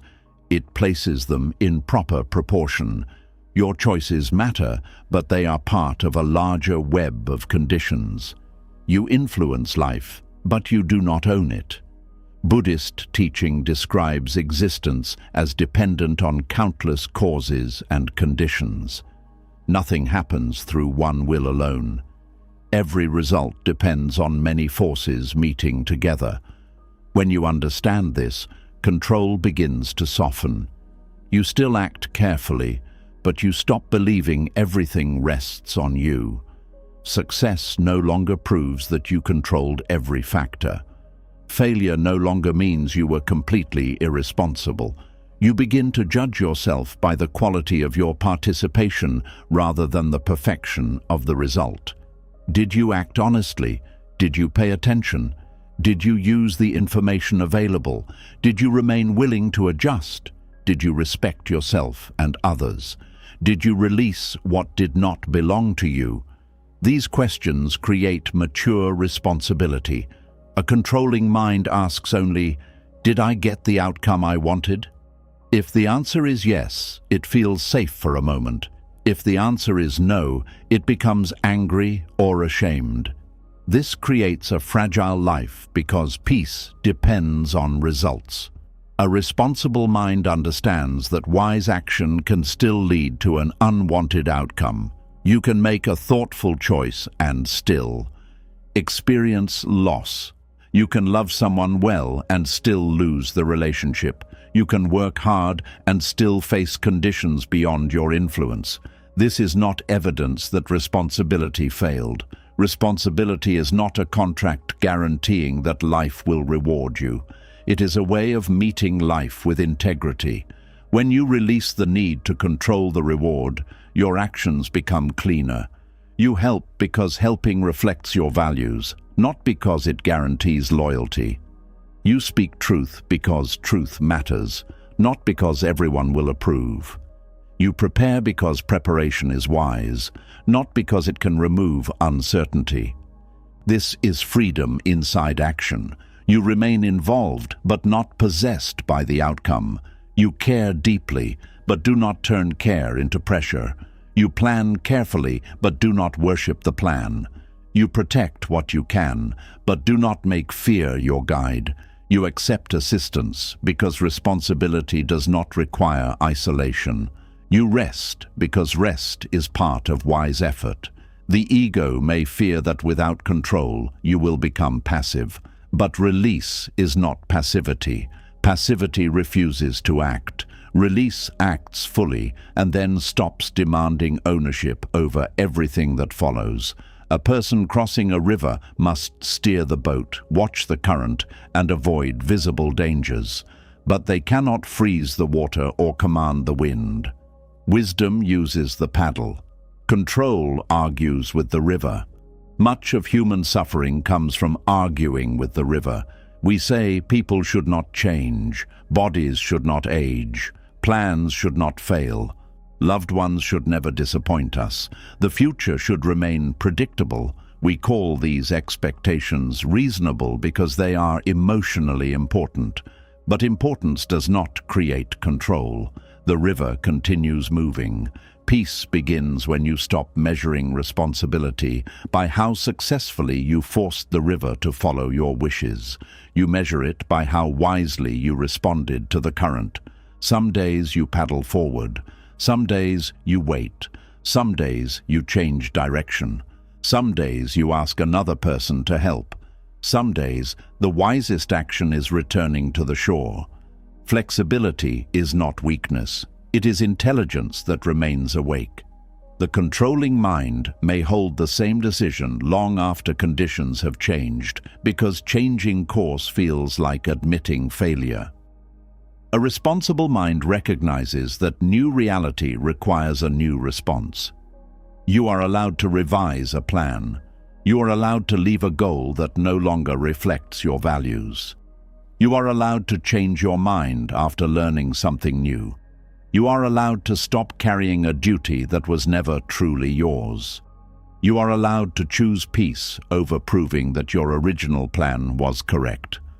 These choices do not make you unreliable. They show that your responsibility belongs to reality, not to your pride. The clearest sign of emotional control is often the absence of inner space. Everything feels urgent, every decision feels final, every mistake feels dangerous. Other people's choices feel personal, rest feels irresponsible, uncertainty feels unbearable. Healthy responsibility has space inside it. There is room to breathe before responding, room to listen, room to learn, room to allow another person's view, room to make a mistake and repair it, room to change direction, room to admit that the answer is not yet clear. That space is where wisdom enters. Without it, fear makes the decision before awareness arrives. So when you feel the urge to manage everything, do not immediately condemn yourself. Ask what fear is trying to prevent. Perhaps it fears rejection, failure, shame, loss, helplessness, or being blamed. Listen to the fear without giving it complete authority. You may tell it, "I understand that you want safety. We will prepare carefully, but we will not try to control another person. We will act wisely, but we will not punish ourselves for uncertainty. We will protect what is ours, but we will not carry the whole world." This inner response joins compassion with discipline. Gradually, responsibility becomes lighter. You still remember appointments, keep promises, prepare for important tasks, and care for those you love. But the pressure changes. You no longer believe every outcome is a judgment of your worth. When plans change, you adjust. When people choose differently, you respect the boundary between their life and yours. When uncertainty appears, you stay present. When effort is complete, you allow rest. This is how healthy responsibility feels. It is serious without being rigid, caring without becoming possessive, prepared without becoming obsessed, disciplined without becoming cruel. It does not promise that nothing will go wrong. It gives you the steadiness to respond when something does. The ego wants control because it does not trust life, other people, or its own ability to face the unknown. It believes safety comes from securing every result in advance. But deeper confidence does not say, "Everything will happen according to my plan." It says, "Whatever happens, I will meet it as wisely as I can." That confidence is quieter than control, but far stronger. Control breaks when reality refuses to obey. Inner trust bends, learns, and continues. When you recognize this, responsibility returns to its proper place. It becomes the sincere care you bring to your choices, not a weapon used against uncertainty. You stop calling anxiety preparation. You stop calling interference protection. You stop calling exhaustion discipline. You do what belongs to you, and you release what belongs to life. Yet once control begins to loosen, the ego often searches for another form of safety.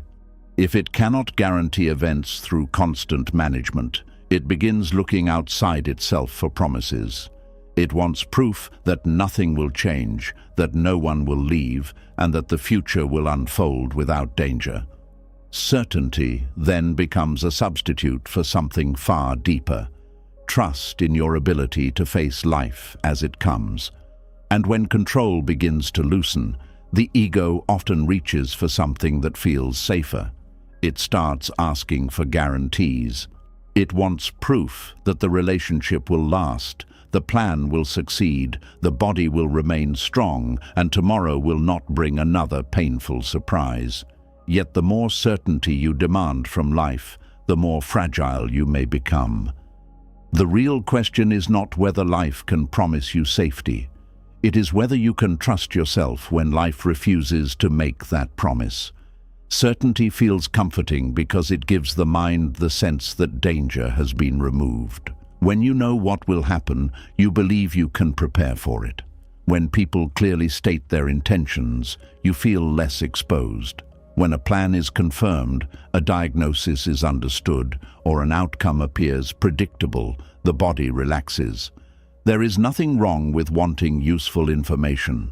Clear facts help you make decisions. Agreements can protect relationships. Preparation can reduce avoidable risk.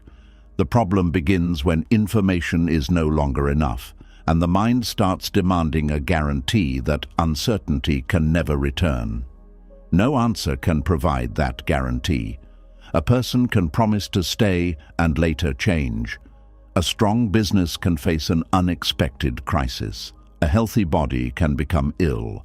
A carefully planned journey can meet a closed road. A peaceful season can end without warning.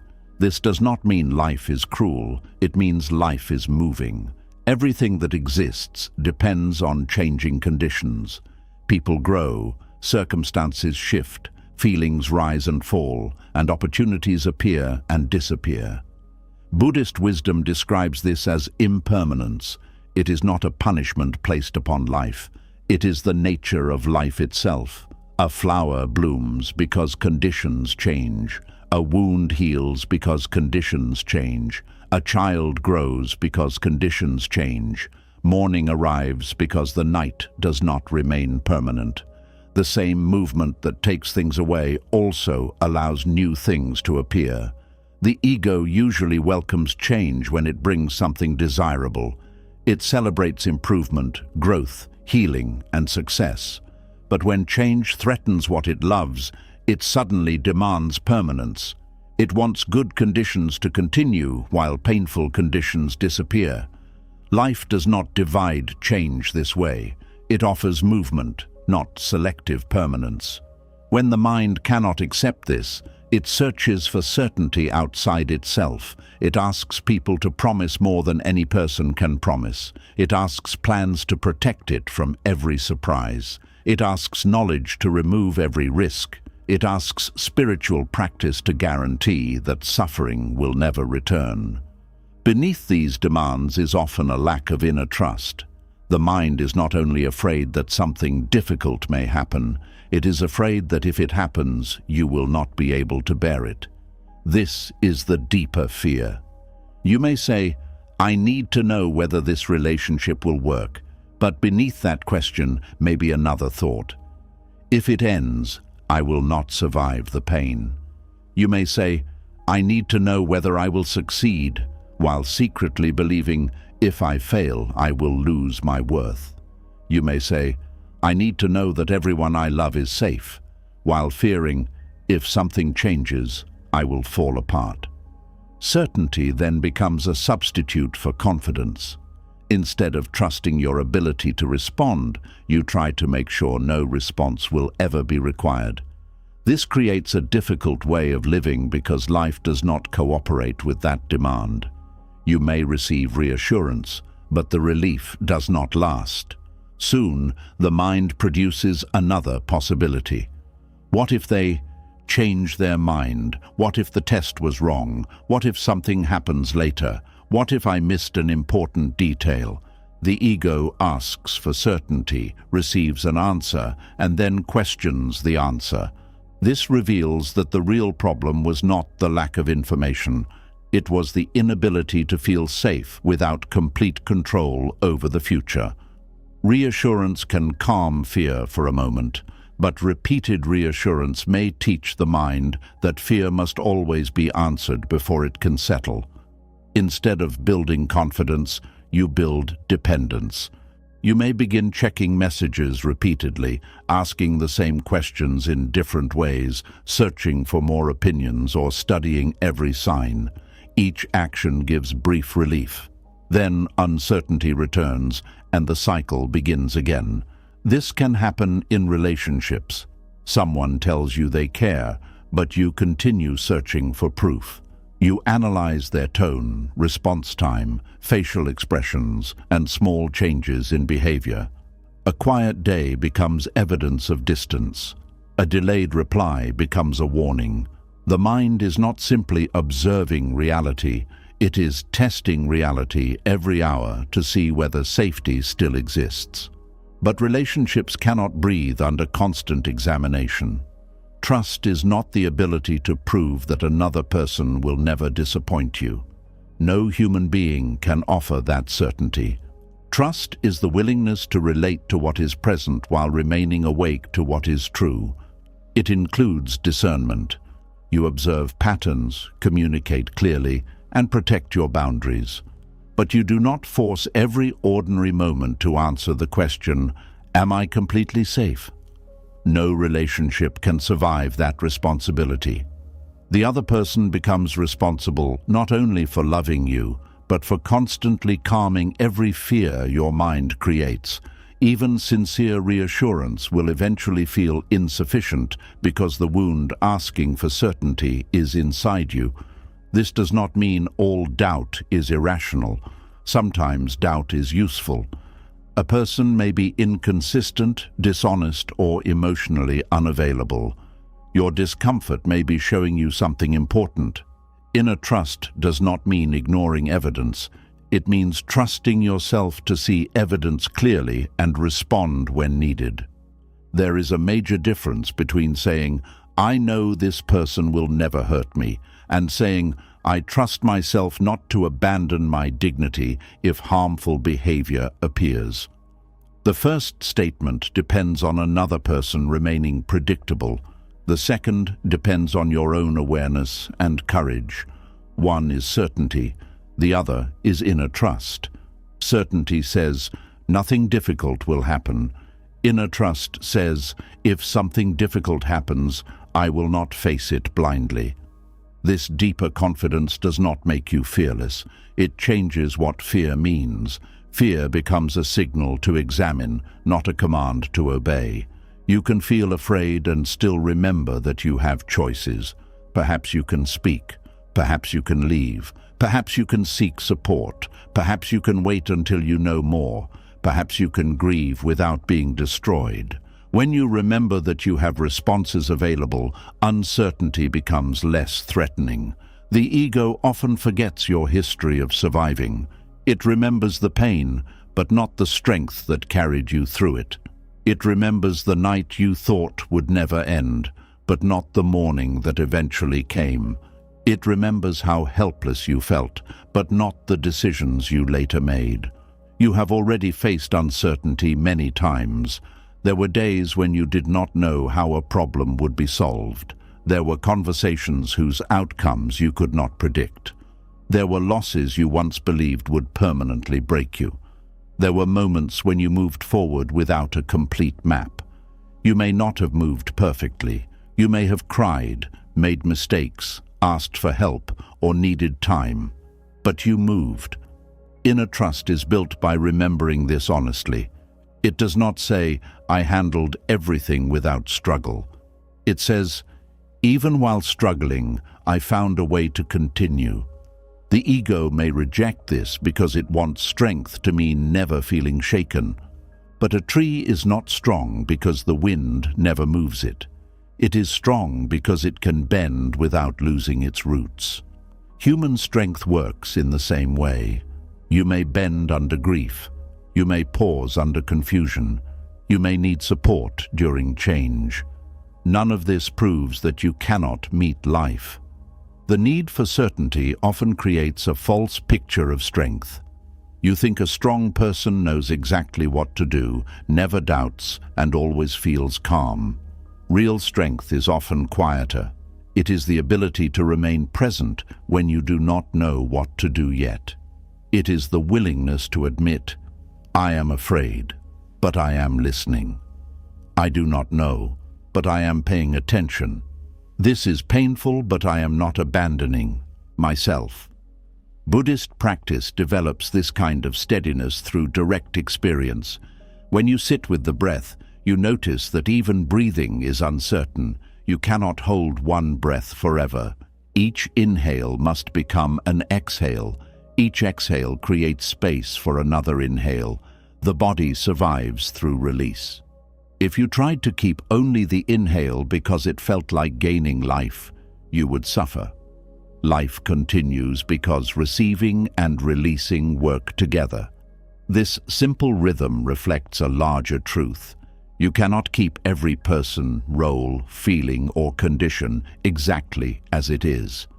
Trying to hold life without change is like trying to inhale without ever breathing out. The fear of release comes from believing that emptiness will remain empty forever, but the empty lungs receive another breath. The ending of one condition makes room for another condition to arise. This does not mean every loss is quickly replaced. Some absences remain meaningful for a lifetime. Inner trust does not erase grief. It allows you to grieve without deciding that life has ended because one form of life has changed. There is a part of you deeper than any single circumstance. Roles change. You may be a student, worker, partner, parent, caregiver, or leader. These roles matter, but none of them contains your entire being. When one role changes, the ego may feel as though identity itself is disappearing. You may ask, who am I if this relationship ends? Who am I if I can no longer do this work? Who am I if my body changes?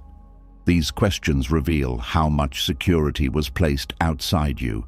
Inner trust grows when you learn to meet yourself beneath the role. You notice the awareness that has been present through many changes. The child you were is gone. The life you lived 10 years ago has changed. Your beliefs, body, relationships, and responsibilities may be different. Yet something in you has witnessed every season. Buddhist teaching does not describe this witness as a fixed and permanent self that never changes. It invites you to see that what you call me is also made of changing experiences, memories, sensations, and conditions. This can initially feel unsettling. The ego wants a solid identity to hold. But there is freedom in not having to protect one fixed version of yourself forever. You are allowed to become different. You are allowed to release an old identity. You are allowed to discover strengths that were not needed before. You are allowed to meet a new season without already knowing who you will be inside it. Certainty wants your future self completely defined in advance. Inner trust gives your future self room to emerge. This matters when making decisions. Many people delay important choices because they want certainty that the choice will lead to the best outcome. They want to know they will not regret it. They want proof that another path would not have been better. Such proof is rarely available. Every meaningful choice closes some possibilities and opens others. You decide using the information, values, and awareness you have now. Later, new information may appear. That does not always mean the original decision was foolish. Inner trust allows you to make a sincere choice without pretending you can see the entire future. You ask, what is most honest now? What choice reflects my values? What risk can I reasonably accept? What information is actually available? Then you act. After acting, you remain willing to learn. If conditions change, you respond again. This is very different from trying to make one perfect decision that protects you forever. Life is not a test with one hidden correct answer. It is a living process requiring continuous attention. The ego wants certainty because it sees mistakes as disasters. Inner trust sees mistakes as information. This does not mean being careless or celebrating harmful choices. It means understanding that some wisdom can only be gained through experience. You cannot learn trust without risking disappointment. You cannot learn courage without meeting fear. You cannot learn flexibility if every plan succeeds. You cannot discover your ability to recover if nothing ever changes. This does not mean you should seek suffering. It means difficult experiences may reveal capacities that certainty would never allow you to discover. A person who waits until failure is impossible may never begin. A person who waits until rejection is impossible may never love openly. A person who waits until every danger is removed may never leave the familiar. Certainty promises safety, but it may quietly steal aliveness. You begin reducing your life to what can be predicted. You avoid new relationships, opportunities, journeys, or ideas because they contain risk. The world becomes smaller, not because every danger is real, but because uncertainty itself has been declared unacceptable. The ego calls this wisdom. It says, "I am protecting myself." But protection that prevents all growth becomes another form of harm. A seed protected forever inside a container will never face wind or rain. It will also never become a tree. Inner trust does not remove reasonable protection. It creates balance.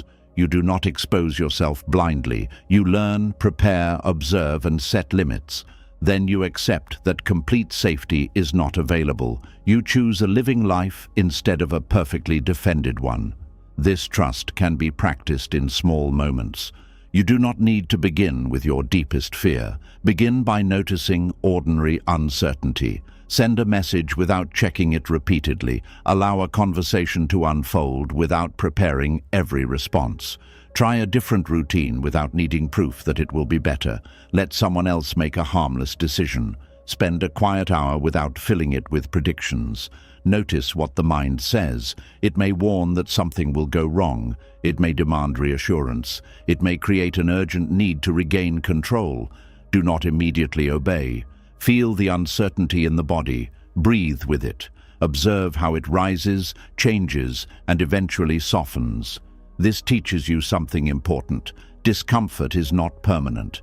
You do not need certainty to make discomfort disappear instantly. You can stay present long enough for the nervous system to learn that uncertainty can be felt without becoming danger. Each time you do this, inner trust grows. Trust is not built only through positive thinking. It is built through experiences in which you remain with yourself. You make a mistake and respond with kindness. You face disappointment and do not destroy your worth. You feel fear and still take a wise step. You teach yourself, "I will not abandon you when life becomes difficult." This may be one of the deepest forms of confidence. Many people trust themselves only when they are performing well. When they succeed, they feel worthy. When they know what to do, they feel secure. But when confusion or failure comes, they attack themselves. This is conditional self-trust. It says, "I will support you as long as you do not embarrass me, fail, struggle, or need too much." A frightened mind cannot find safety inside such conditions. It searches outside for certainty because inside it expects punishment. Unconditional inner support sounds different. It says, "I want to act wisely, but I will not become cruel to myself when I am imperfect. If I make a mistake, I will repair what I can. If I become confused, I will slow down. If I need help, I will ask. If I lose something, I will allow myself to grieve." This does not lower your standards. It creates the emotional safety needed to meet your standards honestly. A person who fears self-punishment may avoid truth. They hide mistakes, delay decisions, and seek constant approval because being wrong feels unbearable. A person with inner trust can face uncomfortable truth more directly. They know that admitting a mistake will not destroy their relationship with themselves. This is one reason Buddhist compassion is not weakness. Compassion allows awareness to remain open. Harshness makes the mind defensive. When you can observe your own fear without condemnation, you are more likely to understand it clearly. Ask the fear what it believes uncertainty means. Perhaps it means abandonment. Perhaps it means humiliation. Perhaps it means poverty. Perhaps it means loss of control. Perhaps it means being alone with pain. Do not rush to argue with the answer. Listen, then ask whether the fear is describing a possibility or declaring a certainty of its own. Fear often says, "This could happen," and quickly turns it into, "This will happen, and I will not survive it." Separate the two claims. Yes, change is possible. No, the worst outcome is not guaranteed. Yes, pain may come. No, pain does not erase every resource available to you. Yes, you may need support. Needing support is not the same as being helpless. Inner trust is realistic. It does not replace negative certainty with positive certainty. It does not say, everything will definitely work out exactly as I want. That is only another attempt to control the future through belief. Instead, it says, I do not know exactly how this will unfold. I will meet what is real when it arrives. This sentence contains both humility and strength. It does not deny danger. It refuses to suffer every imagined danger in advance. Much anxiety comes from living through possible futures before any of them have happened. The mind creates scenes of rejection, illness, failure, loneliness, or loss. The body reacts as though each scene is already real. You may experience 10 disasters in thought before breakfast, while the present morning remains quiet. The ego believes this rehearsal will prepare you. Sometimes practical rehearsal is useful. You may consider possible challenges and make a response plan. But emotional rehearsal often continues far beyond usefulness. You do not become more prepared. You become more exhausted. Inner trust knows when preparation is complete. It says, I have considered what I reasonably can. Now I will return to the present. Returning to the present is not denial. The present is the only place where a useful response can occur. You cannot act inside tomorrow's imagined crisis. You can only take today's wise action. Perhaps that action is saving money, booking an appointment, having a conversation, learning a skill, or creating a backup plan. Once the action is taken, continued fear does not add protection. The mind may object, but what if I stop worrying and something happens? This question reveals a hidden superstition, the belief that worry keeps danger away, as though relaxing might invite disaster, or constant fear proves you are alert enough to prevent it. Worry does not control reality. You can care without remaining tense. You can prepare without living in alarm. You can love without constantly predicting loss. In fact, constant fear may prevent you from fully receiving what is here. You are so worried about losing the person that you do not enjoy their presence. You are so afraid of failure that you cannot experience the work itself. You are so concerned about aging that you miss the life your current body still allows. The demand for future certainty steals present intimacy. Buddhist mindfulness gently interrupts this theft. It asks you to notice what is actually here, not what may disappear tomorrow, not what might go wrong next month. What is here now? Perhaps someone you love is sitting beside you. Listen to them. Perhaps your body is able to walk today. Feel the ground. Perhaps the work is difficult but meaningful. Give attention to the next task. Perhaps uncertainty remains. Let it remain at the edge of awareness without allowing it to consume the center. Inner trust does not require uncertainty to vanish. It allows uncertainty and presence to exist together. This is a mature confidence because it is not built on outcomes. It is built on relationship. Your relationship with your own awareness, values, and capacity to respond. You may lose confidence in a plan and still trust yourself. You may stop trusting a person and still trust your judgment. You may not trust a situation and still trust your ability to leave it. You may not trust that life will be easy, but trust that you can ask for help when it is not. This prevents the common mistake of confusing self-trust with trusting every feeling. Not every feeling is accurate. Fear can exaggerate. Desire can overlook danger. Anger can simplify complex events. Self-trust does not mean everything I think is true. It means I can examine my thoughts honestly. I can listen to evidence. I can change my mind. I can seek wise guidance. I can correct my direction. A rigid person may appear confident because they never question themselves. But inner trust is flexible. It does not need to defend every old belief.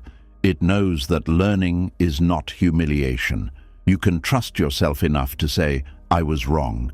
You can trust yourself enough to admit, I do not know. You can trust yourself enough to leave a certainty that no longer matches reality. False certainty often survives because the ego would rather feel correct than remain open. It creates firm opinions about people, the future, and even itself. This person will never change. I always ruin good things. No one can be trusted. My best years are gone. These statements feel solid. They remove uncertainty by turning fear into identity or prophecy. But a painful certainty is still attractive to the ego because at least it feels known. It may prefer a guaranteed negative future to an open future that cannot be controlled.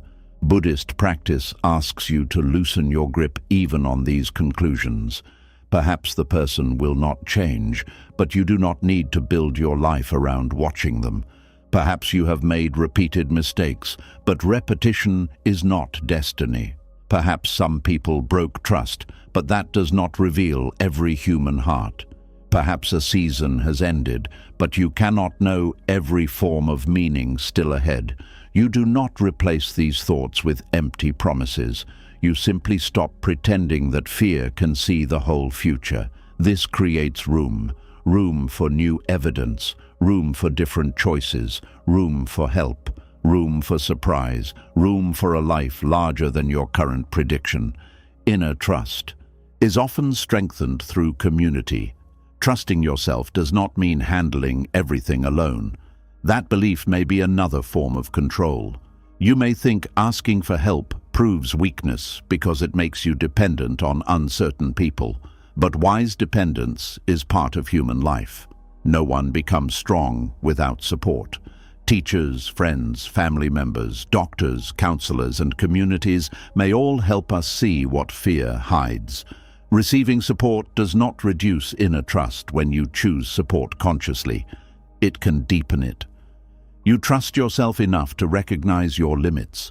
You trust yourself enough to seek a better perspective. You trust yourself enough not to confuse isolation with strength. At the same time, no outside person can become the permanent source of your security. A teacher can guide you but cannot live your practice. A loved one can comfort you but cannot remove every fear. A professional can offer knowledge but cannot guarantee all outcomes. Support is valuable when it helps you stand more honestly inside your own life. It becomes unhealthy when you believe you cannot make any decision, feel any emotion, or face any difficulty without someone else first giving permission. The goal is not independence from everyone. It is freedom from the belief that another person must guarantee your future before you can live. This freedom grows through keeping small promises to yourself. When you say you will rest, rest. When you decide to set a boundary, honor it. When you make a mistake, return and repair. When you notice harmful behavior, do not explain it away merely because you fear change. Every time you act in alignment with what you know, you create evidence that you can rely on yourself. Inner trust is not a feeling you wait to receive. It is built through repeated acts of self-respect. You may still feel uncertain while performing them. Confidence often arrives after action, not before it. You speak even though your voice shakes. You leave even though part of you wants familiar pain. You begin even though success is not promised. You rest even though the mind calls you lazy. You ask for help even though pride feels exposed. These moments teach the ego that uncertainty does not remove your power. Eventually, something shifts. You still prefer good outcomes, but you no longer demand them as the price of peace. You still hope people remain, plans succeed, and efforts bear fruit. But hope becomes softer. It does not hold life by the throat. You begin to say, I hope this works, and I will meet the truth if it does not. I love this person, and I will not disappear from myself to keep them. I care about this future, and I will not sacrifice the present to guarantee it. This is not emotional distance. It is love without the demand for ownership. Certainty often wants to own the future before it arrives. Inner trust allows the future to arrive as it is. The ego may ask, how can I relax when nothing is guaranteed? Buddhist wisdom replies with another question, when was anything ever guaranteed? The guarantee you believed you had was often only an idea. Life was always changing. People were always free to choose. The body was always temporary. Plans were always dependent on conditions. Yet you lived. You laughed during uncertain years. You loved people whose futures you could not know. You began things without seeing their endings. You slept each night without a promise that tomorrow would follow your plan. Uncertainty was always present. The difference is whether you treated it as an enemy. When you stop fighting uncertainty, you do not become careless. You stop wasting strength on an unwinnable battle. That strength becomes available for attention, courage, kindness, and wise action. You stop asking life to prove that nothing will change. You begin asking how to meet change without losing compassion. You stop demanding that no one disappoint you. You begin trusting yourself to recognize and respond to disappointment. You stop needing the path to be visible for miles. You learn to take the next honest step. This is the confidence Buddhist practice develops. Not confidence in permanent conditions, but confidence in awareness. Not faith that pain will never come, but faith that pain can be met without creating endless additional suffering. You may not control the first wound, but you can learn not to feed it with shame, resistance, and fearful stories. You may not choose every ending, but you can choose not to turn every ending into proof that life is against you. You may not know what comes next, but you can meet the next moment before trying to live the entire future. Inner trust grows when you understand that you do not need to be ready for every possible event. You need to be present for the event that is actually happening. This removes an impossible burden. No one can prepare emotionally for every loss, conflict, change, or challenge. You will sometimes be surprised. You may sometimes feel unprepared. Being unprepared does not mean being incapable. You can learn while responding. You can become stronger during the season, not only before it. You can find help you did not know you would need. You can discover choices that were invisible from a distance. The ego wants the complete map before beginning. Life often reveals the path one section at a time. A traveler walking at night may see only a small distance ahead, but that light can be enough. They do not need the whole road illuminated at once. They need enough clarity for the next few steps. Your life may work the same way. You may not know where the relationship will lead, but you can notice whether honesty is present today. You may not know how your career will unfold, but you can build one useful skill now. You may not know how long healing will take, but you can care for your body this morning. You may not know how grief will change you, but you can allow one breath without resisting it. This is how trust becomes practical. It is not a grand belief repeated from a distance. It is the willingness to meet the small reality in front of you. Over time, the mind stops asking, "Can I guarantee that life will not hurt me?" It begins asking, "Can I remain kind, aware, and honest when life changes?" This is a better question because it points toward what can actually be practiced. You can practice awareness, you can practice patience, you can practice asking for help, you can practice releasing what cannot be held, you can practice returning after fear pulls you away. No practice makes you perfect, but each practice makes you less dependent on certainty. One day you may notice that the future remains unclear, yet your body is not fighting it in the same way. You do not need every answer immediately. You can let a decision develop. You can allow another person's feelings to unfold. You can wait without filling the silence with disaster. This quietness is not emptiness. It is trust. The ego expected confidence to feel like knowing exactly what would happen. Instead, confidence begins to feel like not needing to know. It feels like standing inside change without demanding that change introduce itself first. It feels like loving without asking for a contract with time. It feels like acting sincerely without requiring the world to reward you. It feels like losing a familiar path without deciding that all paths are gone. Certainty may still be pleasant when it appears. There is no need to reject clarity, stability, or reliable plans. The lesson is not to worship uncertainty or avoid making commitments. The lesson is to stop making certainty the foundation of peace. A foundation built on certainty will crack whenever conditions change. A foundation built on inner trust can remain steady even while the structure of life is being rearranged. You do not know everything. You cannot control everything. You will not keep everything. Yet you can meet life. You can pause before reacting. You can see what is true. You can choose your next response. You can repair when you fail. You can receive support. You can begin again. This is enough. The ego searches outside itself for guarantees because it has forgotten this strength. It looks for promises, predictions, and proof. It asks the future to become harmless before it will enter. Buddhist wisdom turns you gently inward. It reminds you that peace does not come from knowing the storm will never arrive. It comes from learning that you can remain present when the sky changes. You do not need certainty that everything will go as planned. You need trust that when the plan changes, you will listen, you will breathe, you will adjust, you will act where action is possible, you will release where control is impossible, and you will not abandon yourself simply because life became unfamiliar. Once this inner trust begins to grow, the ego loses one of its strongest hiding places. Yet it may still try to escape uncertainty by living ahead of time.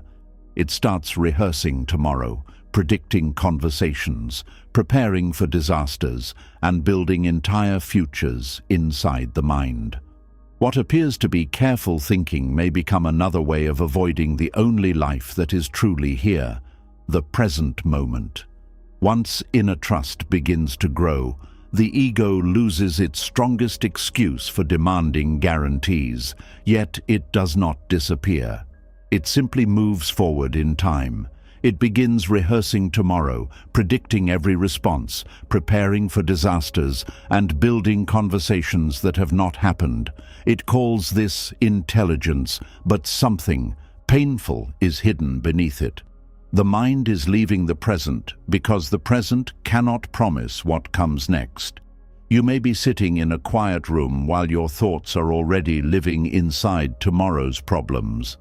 Nothing is happening around you, yet your body is tense. Your heart is reacting to words no one has spoken. Your mind is defending itself against accusations no one has made. You are experiencing a future that exists only in thought, but the fear inside your body feels completely real. This is one of the ego's most convincing habits. It makes mental rehearsal feel like preparation. It tells you that if you predict every possible outcome, nothing will surprise you. If you plan every answer, no one will embarrass you. If you think through every danger, pain will not catch you unprepared. But there is a difference between preparing for a situation and repeatedly living through it before it arrives. Healthy preparation has a clear purpose. You gather useful information, decide what action is needed, and then return to your life. Mental rehearsal has no natural ending. Each answer creates another question. Each solution reveals another possible problem. The mind keeps moving because it is not truly trying to prepare. It is trying to remove uncertainty. You may rehearse a difficult conversation for hours. You choose the exact words you will use. Then you predict how the other person may respond. You build your answer to their answer. You imagine them becoming angry, defensive, cold, or dismissive. You prepare several versions of yourself for several versions of them. By the time the real conversation arrives, you are no longer meeting the person in front of you. You are meeting all the people your fear created. They may speak gently, but you are ready for attack. They may ask an honest question, but you hear hidden judgment. They may pause to think, but you interpret the silence as rejection. Your mind prepared so strongly for danger that it can no longer recognize a different reality. The rehearsal that was meant to protect you may create the very tension you feared. You enter the conversation with a guarded voice, a fixed story, and an answer already prepared. The other person feels your defensiveness and becomes defensive themselves. What began as an imagined conflict slowly becomes a real one. This is how the ego can mistake prediction for perception. It thinks it is seeing what will happen, but it may be shaping what happens through the fear it carries into the moment. The future rehearsal often begins with the phrase, "What if?" What if they misunderstand me? What if I fail? What if the pain returns? What if I lose what I have built? What if I make the wrong decision? These questions are not always harmful. A practical "what if?" can help you consider a risk and prepare a reasonable response. But when the same question is repeated without leading to action, it becomes a doorway out of the present. The mind does not ask, "What can I wisely do?" It asks, "How many painful futures can I create before I feel safe?" Safety never arrives because every future contains another unknown. You may solve one imagined problem, but the mind creates another. If the first plan succeeds, what if something happens afterward? If one person supports you, what if another person does not? If today is peaceful, what if tomorrow changes? The future is endless, so a mind searching there for complete security will never finish its work. Buddhist wisdom does not tell you to ignore the future. Actions have consequences, and wise people consider them. Farmers prepare for seasons. Travelers consider the road. Families make plans. Communities protect themselves from foreseeable danger. The teaching is not against preparation. It is against living in a time that has not arrived while abandoning the moment that has. You know preparation has become avoidance when thinking no longer improves your response. It only increases your tension. You know it has become avoidance when you cannot stop after making a reasonable plan. You know it has become avoidance when imagined events affect your mood more strongly than present facts. You know it has become avoidance when the future receives your full attention while the person, task, or life in front of you receives what remains. The ego often prefers the future because the future can be controlled inside thought.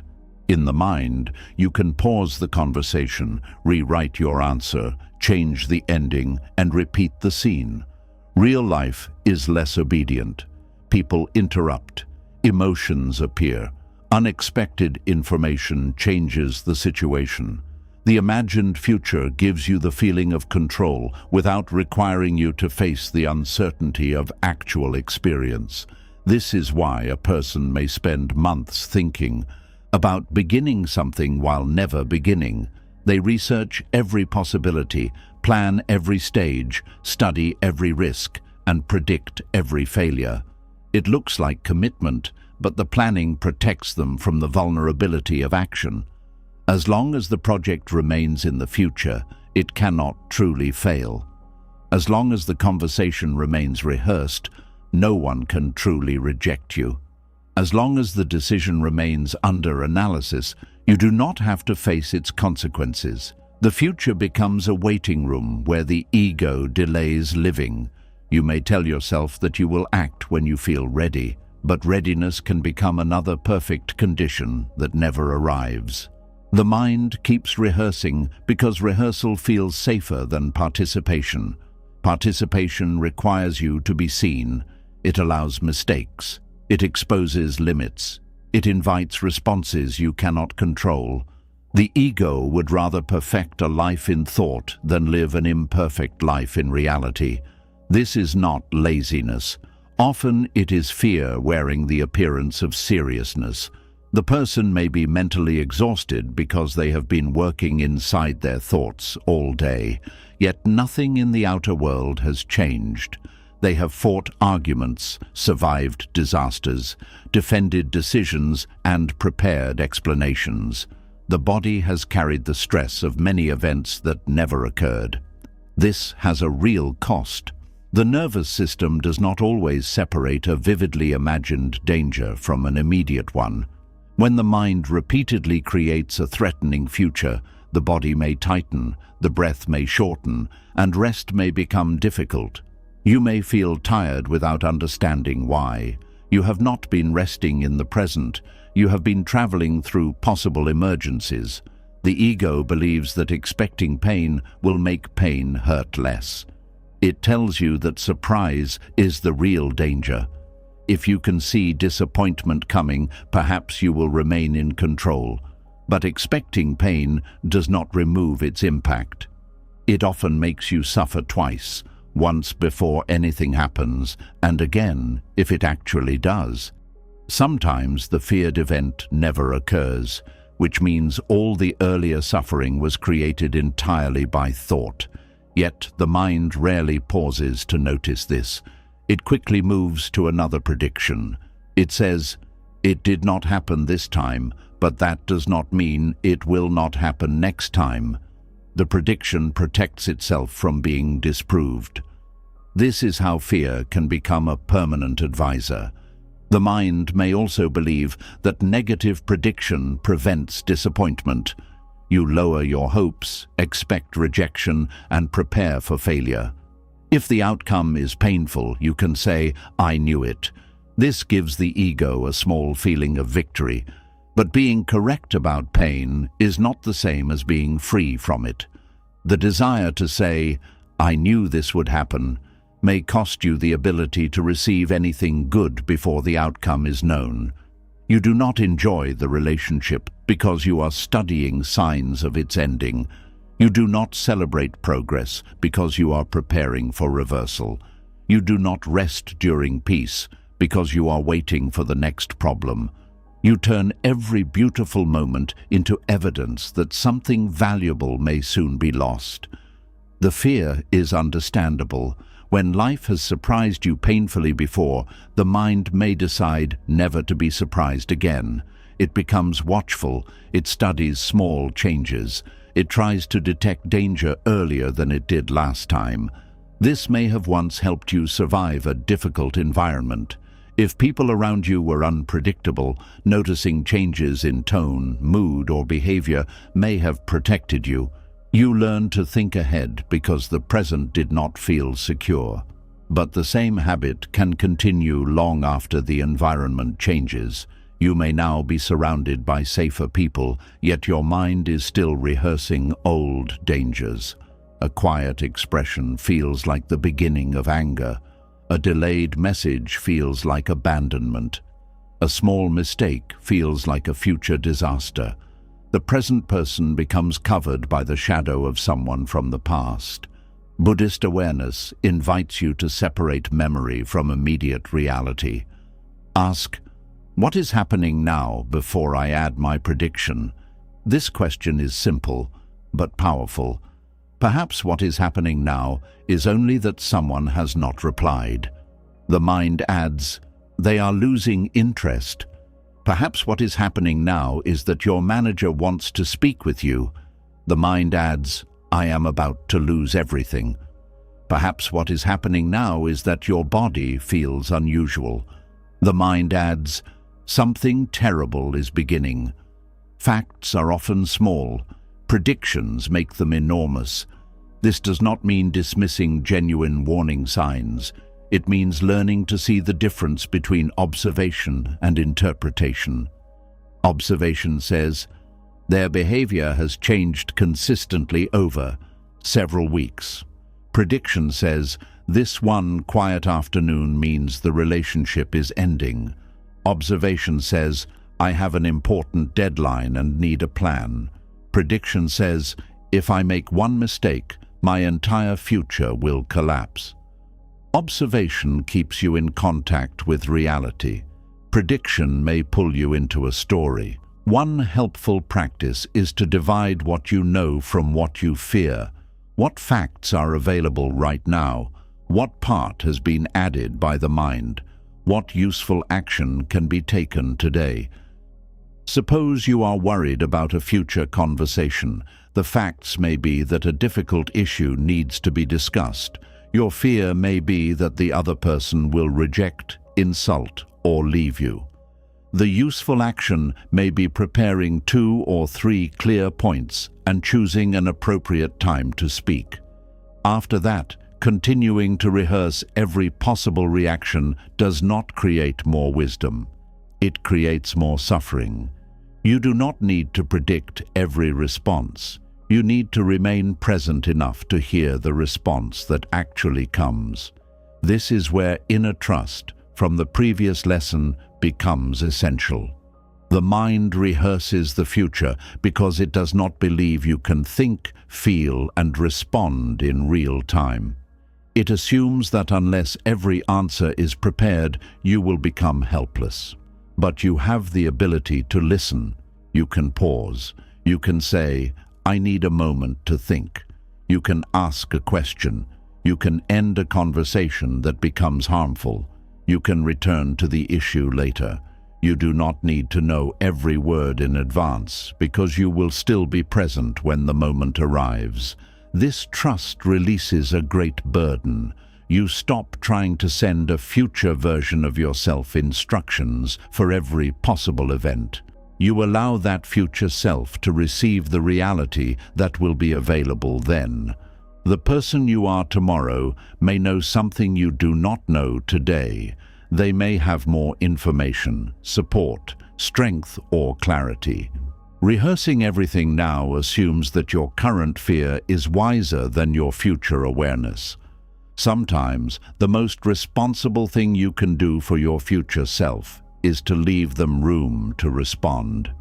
The ego also rehearses other people's reactions because it wants to manage how it will be seen. You may prepare explanations for choices no one has questioned.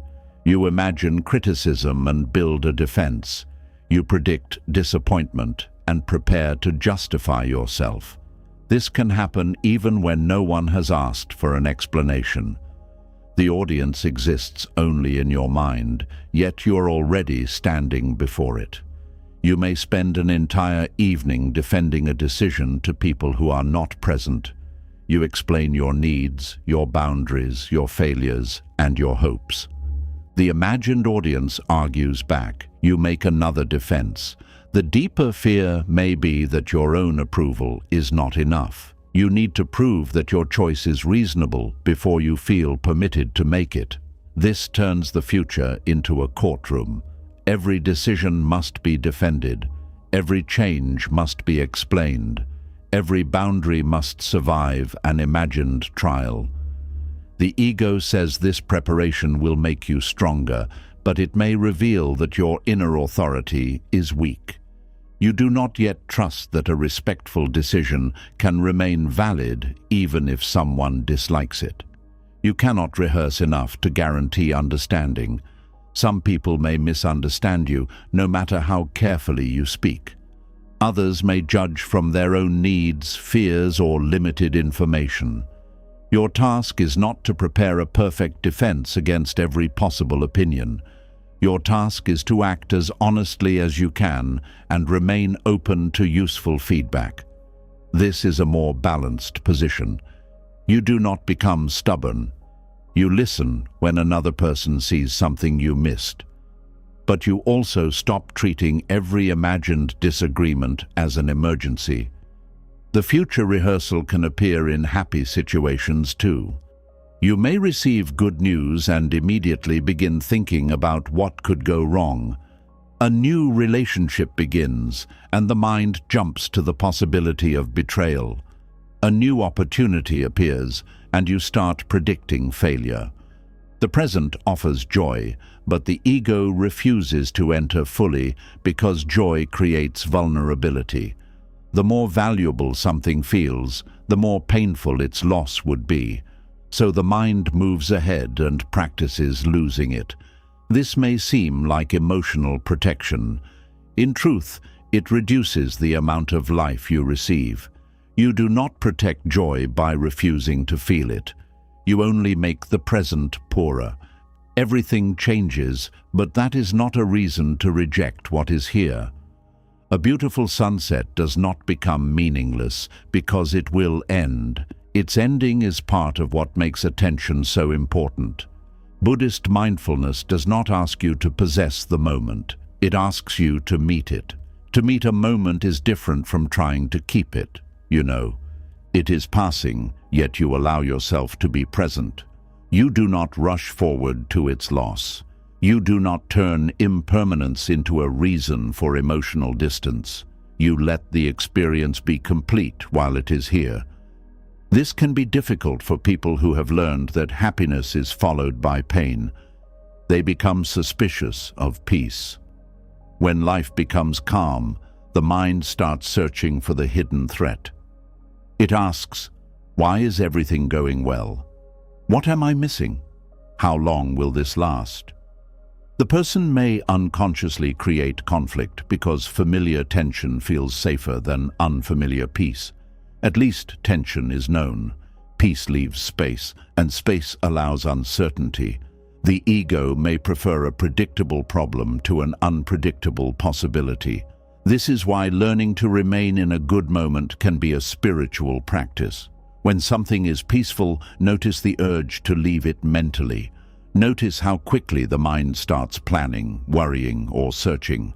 Return gently, feel your feet, hear the sound in the room, notice the face in front of you, receive the meal, the conversation, the rest, or the silence. You do not need to make the moment last forever. You only need to stop abandoning it before it ends. The future rehearsal also steals energy from ordinary tasks. You may be washing dishes while thinking about next month. You may be speaking to someone while preparing for a later meeting. You may be resting while mentally arranging tomorrow. The body completes one activity, but the mind lives somewhere else. This division creates a feeling that life is always unfinished. You are never fully inside what you are doing because attention is already moving toward the next demand. Even peaceful tasks become stressful because they carry the weight of everything that follows. A simple meal becomes the beginning of a busy evening.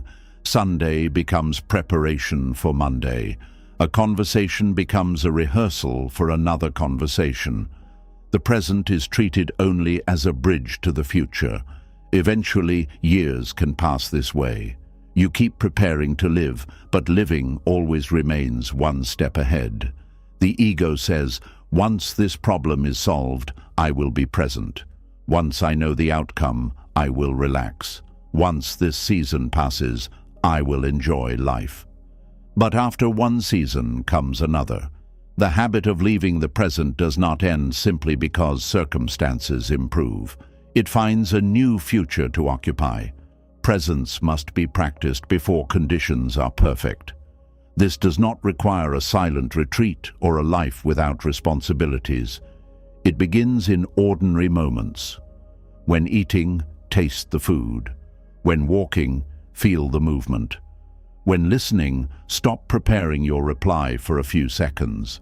When resting, let rest be the task. When fear creates a future scene, notice the scene and return to what the senses can confirm. This may sound small, but the ego is weakened through small returns.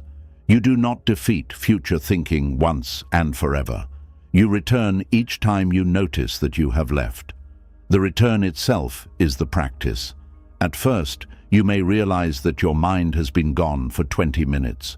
Later, you may notice after 5 minutes. With time, you may catch the first sentence of the prediction. What if this goes badly? You hear it, breathe and ask, is there something useful to do now? If yes, act. If no, return. This simple question prevents planning from becoming mental hiding. Another useful practice is to set a boundary around preparation. Give yourself a certain amount of time to think about a future task. Write the key points, identify reasonable risks, and choose the next action. When the time ends, stop. The mind may continue offering new possibilities. Write them down only if they are truly new and useful. Otherwise, remind yourself, this has already been considered. Without a boundary, worry can disguise itself as unlimited responsibility. The ego says that stopping is careless, but thought does not become wiser merely because it continues longer. After a certain point, it repeats itself with different words. You may also ask whether the future scene is helping you practice or helping you avoid. A musician rehearses to improve skill. A speaker may practice an opening. A person may prepare how to state a difficult boundary. This kind of rehearsal has contact with action. It makes the real behavior more possible. Avoidant rehearsal delays action. It becomes so detailed that the person feels they must prepare more before beginning. The rehearsal replaces the experience rather than supporting it. The difference can be seen in movement. Does the thinking lead to a clear step, or does it create another round of thinking? If you have rehearsed a request many times, perhaps the next practice is making the request. If you have planned the first page repeatedly, perhaps the next practice is writing an imperfect first sentence. If you have studied every possible route, perhaps the next practice is beginning the journey. Reality teaches what thought cannot. You may discover that the conversation is easier than expected. The project may require different skills than you predicted. The first mistake may show you more than a month of planning. The ego resists this because reality removes its position as the only authority. Experience introduces information the mind could not create in advance. This is why action often quiets anxiety more effectively than additional analysis. Not reckless action, but one measured step. You stop trying to solve the entire future and interact with one part of the present. The mind may say, but one step is not enough. It is enough for now. The future is not lived all at once. It arrives as separate moments. You will meet the next step after taking this one. This is how a person crosses a long distance, not by mentally carrying the entire road, but by placing one foot where the body is. The ego rehearses disasters because it tries to carry the whole road before walking. It wants to know where every difficulty will appear. It wants to know how tired you will become. It wants to know whether the destination will justify the journey. But some answers exist only after movement. The need to predict can also damage decision-making. You may believe that considering more outcomes will always produce a better choice. But too many imagined futures can make every option look dangerous. Choose one path, and you imagine what will be lost on the others. Choose another, and you imagine a different regret. The mind wants a decision with no cost, no uncertainty, and no possibility of disappointment. Such a decision rarely exists. A mature choice does not eliminate every painful possibility. It accepts that every real path includes limits. You choose based on values, evidence, and what matters most. Then you stop trying to live every alternative life in your head. This is important because the mind may repeatedly visit the path not taken. It predicts how much better life could have been. It builds a future from a choice you did not make. This imagined life is always incomplete because it contains only the parts your current feelings select. You see the benefits and ignore the unknown difficulties. The ego then compares a real life, with all its imperfections, to an invented future that never had to face reality. No real life can win that comparison. Presence asks you to stop negotiating with lives that do not exist. The decision may have been imperfect. You may learn and choose differently later. But your power is here, inside the life that followed. The present is where regret becomes wisdom. The future rehearsal also appears as a need to predict how long pain will last. When suffering begins, the mind asks, "Will I always feel this way?" It takes one painful hour and stretches it across an entire life. This makes the current feeling heavier. You are not only experiencing sadness now, you are imagining endless sadness. You are not only anxious today, you are predicting years of anxiety. But emotions do not remain exactly the same. They rise, change shape, soften, return, and pass. Even when a difficult condition lasts, your relationship with it can change. The future version created during the most painful moment is rarely reliable. When the mind says, "This will never end," return to a smaller truth. "This is what I feel now."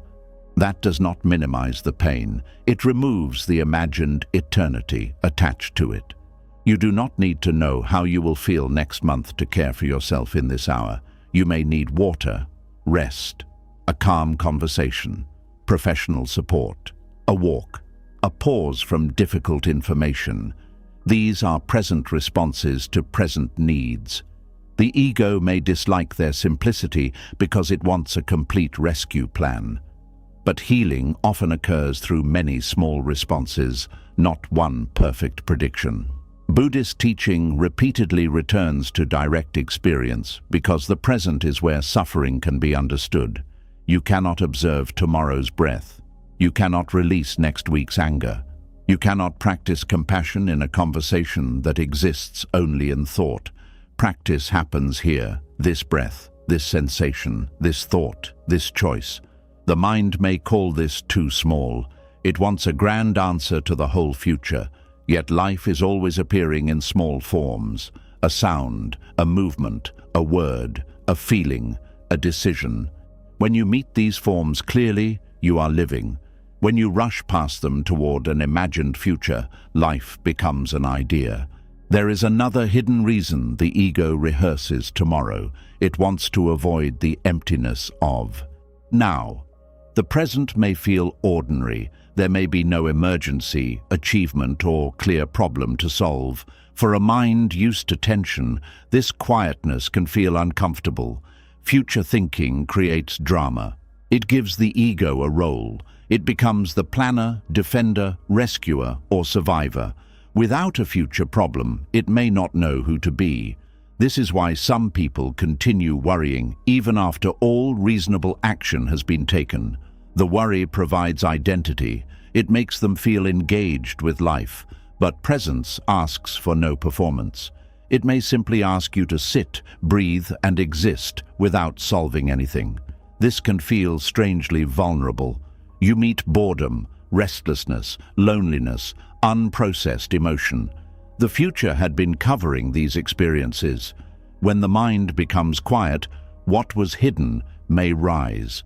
You may discover that you were not only planning, you were avoiding grief. You were not only predicting conflict, you were avoiding the discomfort of speaking honestly. You were not only preparing for failure, you were avoiding the shame you already felt. Future rehearsal can keep the mind busy enough to avoid the heart. When you recognize this, do not attack the habit. Ask what the future thinking is protecting you from feeling now. Perhaps sadness is here. Perhaps uncertainty is here. Perhaps you feel unimportant when there is nothing to accomplish. Perhaps silence reminds you of something you have not faced. Let the feeling be present without immediately turning it into a story about tomorrow. Place a hand on the body if that feels natural. Breathe. Name what is here in simple words. Fear is here. Loneliness is here. Pressure is here. You do not need to know where the feeling will lead. Stay with its current form. Often, feelings become more manageable when they are experienced directly. The imagined future makes them larger because it multiplies them across time. A small fear becomes a lifetime of danger. One disappointment becomes proof of permanent failure. A moment of loneliness becomes a future without love. Presence returns the feeling to its actual size. This does not mean it becomes easy. Some emotions are deep and require support, patience, and time. But you stop adding a future that has not happened. The ego may also use positive future fantasies to avoid the present. It imagines success, recognition, love, or a perfect new life. These thoughts feel pleasant, so they may not appear harmful. Hope is valuable. A meaningful vision can guide action. But fantasy becomes avoidance when the future is used to escape current responsibility. You picture the life you want while ignoring the small work it requires. You imagine being understood while avoiding honest communication. You imagine peace in another place while carrying the same restless habits. You imagine becoming confident later while refusing to practice courage now. The future self becomes a rescuer who is expected to possess qualities you are unwilling to build today. You say, "One day I will be disciplined. One day I will set boundaries. One day I will live differently." But the future self is created by the choices made in the present. Tomorrow cannot suddenly produce a person you refuse to practice becoming now. This truth is not meant to create pressure. It is meant to return power. You do not need to transform your whole life today. You need one action that agrees with the direction you value. The ego prefers the grand future because it avoids the humility of the small beginning. Dreaming of a finished life feels better than being a beginner. But every real change begins before confidence is complete. You begin with an awkward conversation, an imperfect routine, a small refusal, a simple page, a few minutes of practice. The present does not look as impressive as the fantasy, but it contains the only doorway to it. When you notice yourself living in a positive future, ask, what part of this vision can be practiced now? If you want a calmer life, practice one calm response. If you want stronger relationships, listen fully in one conversation. If you want meaningful work, give attention to one useful task. If you want freedom, release one habit that keeps you trapped. Bring the future back in the form of present action. This prevents hope from becoming another hiding place. Presence does not remove planning, memory, ambition, or imagination. It places them in service of life. You remember in order to learn. You plan in order to act. You imagine in order to create. Then you return. The mind is a useful visitor to the future, but a poor permanent resident there. You can go forward to consider a possibility, then come back with something useful. The problem begins when you leave your whole life behind. A simple daily practice can help. At several points during the day, ask, where is my mind? Not where is my body? The body may be at home, at work, or with someone you love. Where is your attention? Is it replaying yesterday? Is it rehearsing tomorrow? Is it here? Do not judge the answer. Notice it. Then ask, what is happening now? Name 3 simple facts. The room is quiet. My hands are resting. Someone is speaking. The task is in front of me. This brings the mind out of its story and back into contact.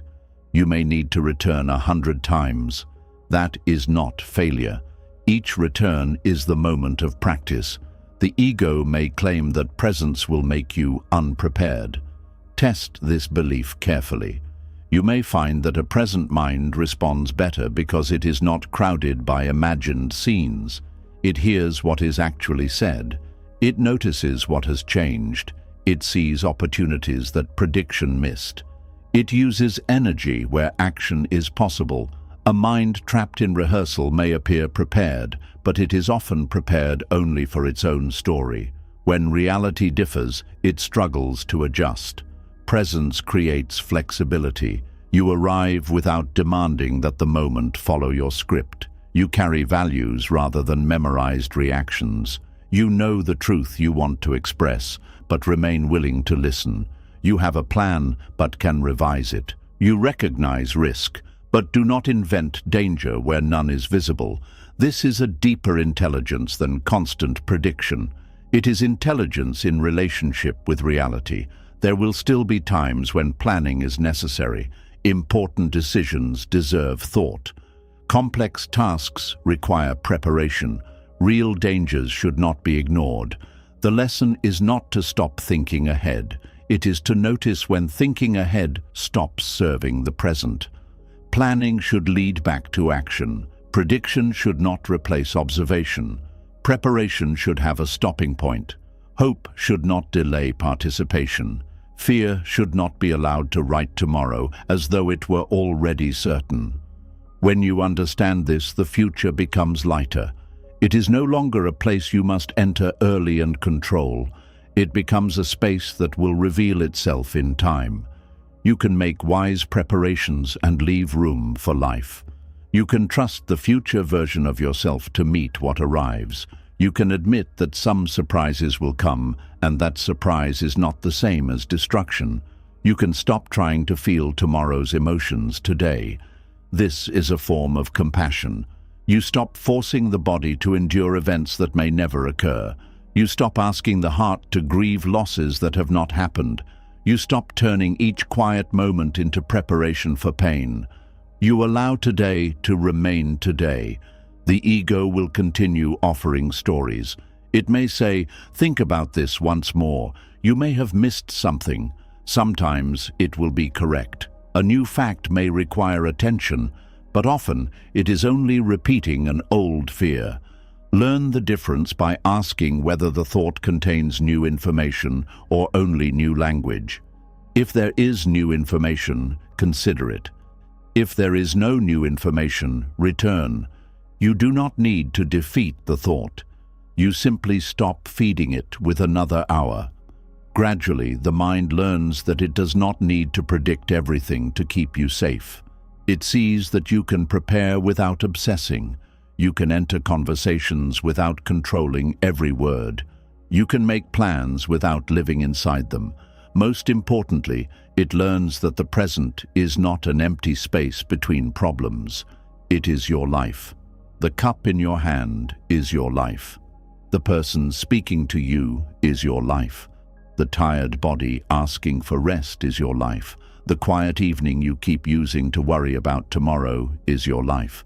The ego keeps telling you that the important moment is coming later.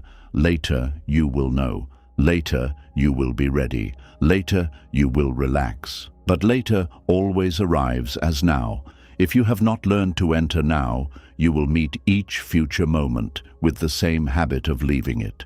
Peace begins when you stop treating the present as preparation for life and recognize that it is life. You do not have to know how everything will unfold. You do not need to rehearse every possible pain. You do not have to prepare a defense against people who have not spoken. You can meet what is here.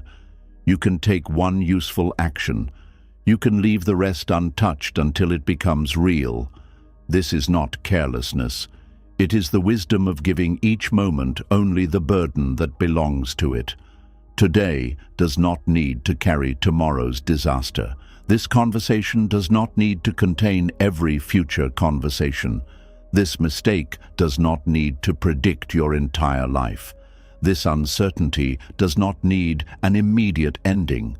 When the mind runs ahead, call it back gently, not with anger, but with understanding. It learned to rehearse because it wanted to protect you. Thank it for trying. Then remind it that you no longer need to live every future before it comes. The surprise may still arrive. The conversation may be difficult. The plan may change, but you will be there, not the frightened version of you created inside today's prediction. The real you, standing inside the real moment, with real information and real choices. That is enough. And once you stop living inside futures that have not happened, you begin to see how many wounds are kept alive by questions that may never be answered. Some people never explain themselves. Some losses never reveal a satisfying reason. Yet an unanswered question does not have to become a permanent home for pain. And once you stop living inside futures that have not happened, another truth becomes impossible to avoid. Some answers may never arrive. Some people will never explain themselves. Some apologies will never be spoken. Some endings will remain incomplete, no matter how long you wait. Yet the unanswered question does not have to become the place where your life remains trapped. There are wounds created not only by what happened, but by what was never said afterward. A person harms you and refuses to admit it. A relationship ends without an honest conversation. Someone disappears after making promises. A loved one dies before important words can be exchanged. A family secret remains hidden. An opportunity closes and no one tells you why. The mind feels the unfinished space and keeps returning to it. It asks the same questions in different forms. What really happened? What were they thinking? Did they ever care? Was the whole relationship false? Why was I treated that way? What would they say if they were finally honest? These questions may remain active for years, because the mind believes an answer will repair something inside you. It sees the missing information as the final piece of the wound. It thinks that once the truth is known, the pain will become organized, understandable, and easier to carry. Sometimes an answer does help. Honest communication can correct a false belief. An apology can acknowledge harm. New information can remove unnecessary guilt. But when the answer is unavailable, the mind can turn its absence into a second injury. The original event happened once. The unanswered question repeats it. Each time the question returns, you mentally enter the same room. You examine the same silence. You feel the same confusion. The person may be gone, but the conversation continues inside you. You ask them questions. You predict their defense. You prepare what you would say if they finally admitted the truth. This inner conversation can become so familiar that it begins to feel like part of your identity. You become the person waiting for an explanation. The wound is no longer only something that happened to you. It becomes the place from which you understand yourself, other people, and the future. Buddhist wisdom does not ask you to pretend the unanswered question does not matter. It asks whether you will allow the absence of an answer to control the rest of your life. This is a difficult question because waiting can feel like loyalty to the truth. You may believe that releasing the question means accepting a lie. You may fear that moving forward allows the person to escape responsibility. You may think that peace would make the harm seem less serious. But your continued suffering does not make another person more accountable. It does not force honesty into their heart. It does not correct the past. It does not prove your experience more clearly. It only keeps your present connected to their refusal. You can know that something was wrong without receiving a confession. You can trust your experience without winning an argument. You can name a pattern even if the person denies it. You can choose distance without receiving their agreement. The absence of an apology does not erase the need for one. It only reveals that the person may be unwilling or unable to offer it. Some people do not apologize because they do not understand the damage they caused. Others understand, but pride prevents them from speaking. Some fear that admitting one wrong will destroy the image they have built of themselves. Some apologize only when they believe forgiveness will restore their access to you. An apology requires more than words. It requires the courage to see yourself as the cause of another person's pain without immediately escaping into excuses. Not everyone has developed that courage. You may wait for an apology from someone whose entire identity depends on believing they did nothing wrong. If they admitted the truth, they would have to question years of behavior, choices, and stories. Denial may be protecting them from shame. This does not excuse the harm. It helps you understand why waiting may be useless. You cannot force a person to become emotionally honest by suffering long enough. You cannot make them see by explaining the wound one more time if they have already decided not to look. There comes a moment when the repeated request for acknowledgement becomes another way of asking an unavailable person to care for the injury they created. Sometimes they will not. This is painful because part of you still believes the person who caused the wound should be the one to repair it. This desire makes sense. If someone breaks something valuable, responsibility suggests they should help restore it. But emotional life does not always follow that fairness. The person may leave before repair begins. They may refuse contact. They may have died. They may continue denying your reality. They may offer an apology that contains no understanding. Your healing cannot remain impossible simply because the responsible person refuses to participate. At some point, the work must be taken out of their hands. This does not mean taking responsibility for their actions. It means taking responsibility for what continues inside you. Their behavior belongs to them. The care of your present mind belongs to you. There is power in this distinction. You stop asking, how can I make them understand? You begin asking, what do I need even if they never understand? Perhaps you need protection from further contact. Perhaps you need someone trustworthy to hear your experience. Perhaps you need to grieve the relationship you thought you had. Perhaps you need to stop defending the person because accepting the truth feels painful. The unanswered question may be hiding a harder answer that has already appeared through behavior. You may ask why they repeatedly hurt you, while their pattern shows that they did not value the consequences enough to change. You may ask whether they cared, while their actions reveal that whatever they felt was not strong enough to produce respect. You may ask why they disappeared, while their silence shows their inability to handle discomfort honestly. These may not be complete explanations, but they may be sufficient information.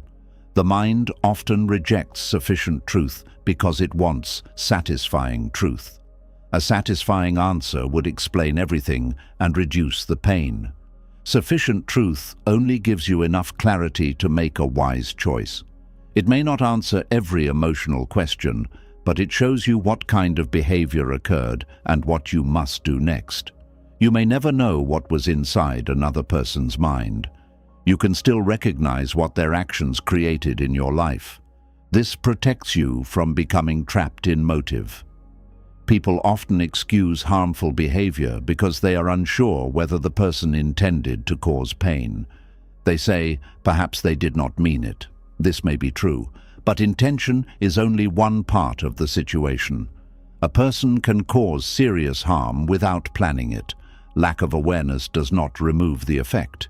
If the behavior continues after the effect has been explained, the refusal to change becomes important information. You do not need proof of cruelty to protect yourself from repeated carelessness. You do not need to understand every motive before setting a boundary.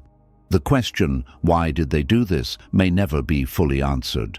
The question, what does this behavior require from me now, is often more useful. One question keeps attention inside their mind. The other returns attention to your life. Unanswered questions also appear after loss. Someone may die suddenly, leaving conversations unfinished. You may carry questions about their final thoughts, choices, feelings, or suffering. You may wonder whether they knew how much you loved them. You may regret what you did not say.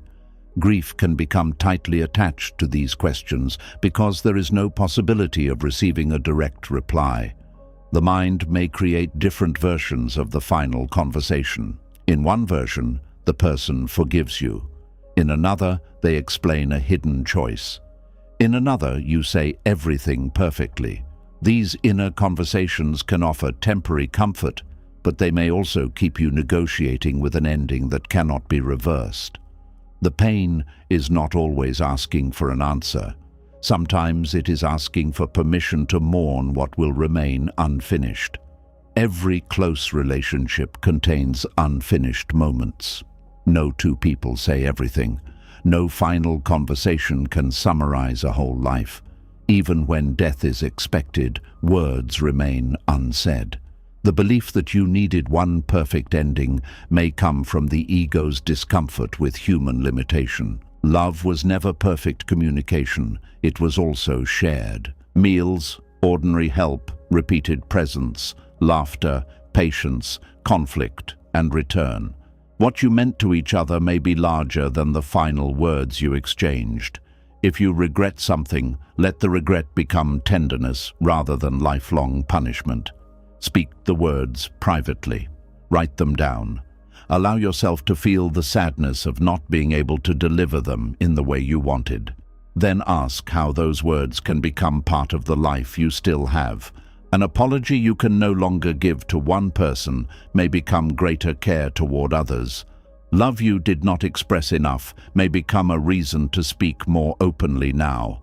A lesson learned too late for one relationship may still protect another.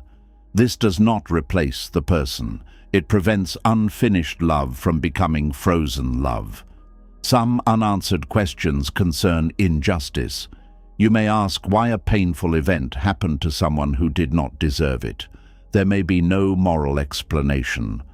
Suffering does not always follow a pattern that satisfies the human sense of fairness. When no answer comes, people sometimes blame themselves, fate, or a higher power because blame feels more stable than meaninglessness. A painful explanation may feel easier than uncertainty.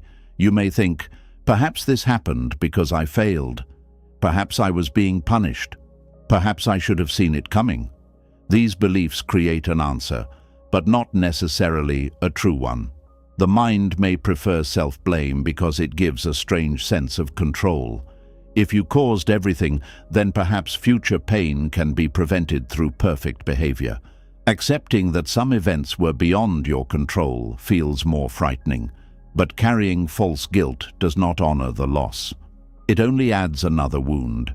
Responsibility should be based on what you reasonably knew, chose, and could influence at the time. It should not be built from knowledge that appeared only afterward.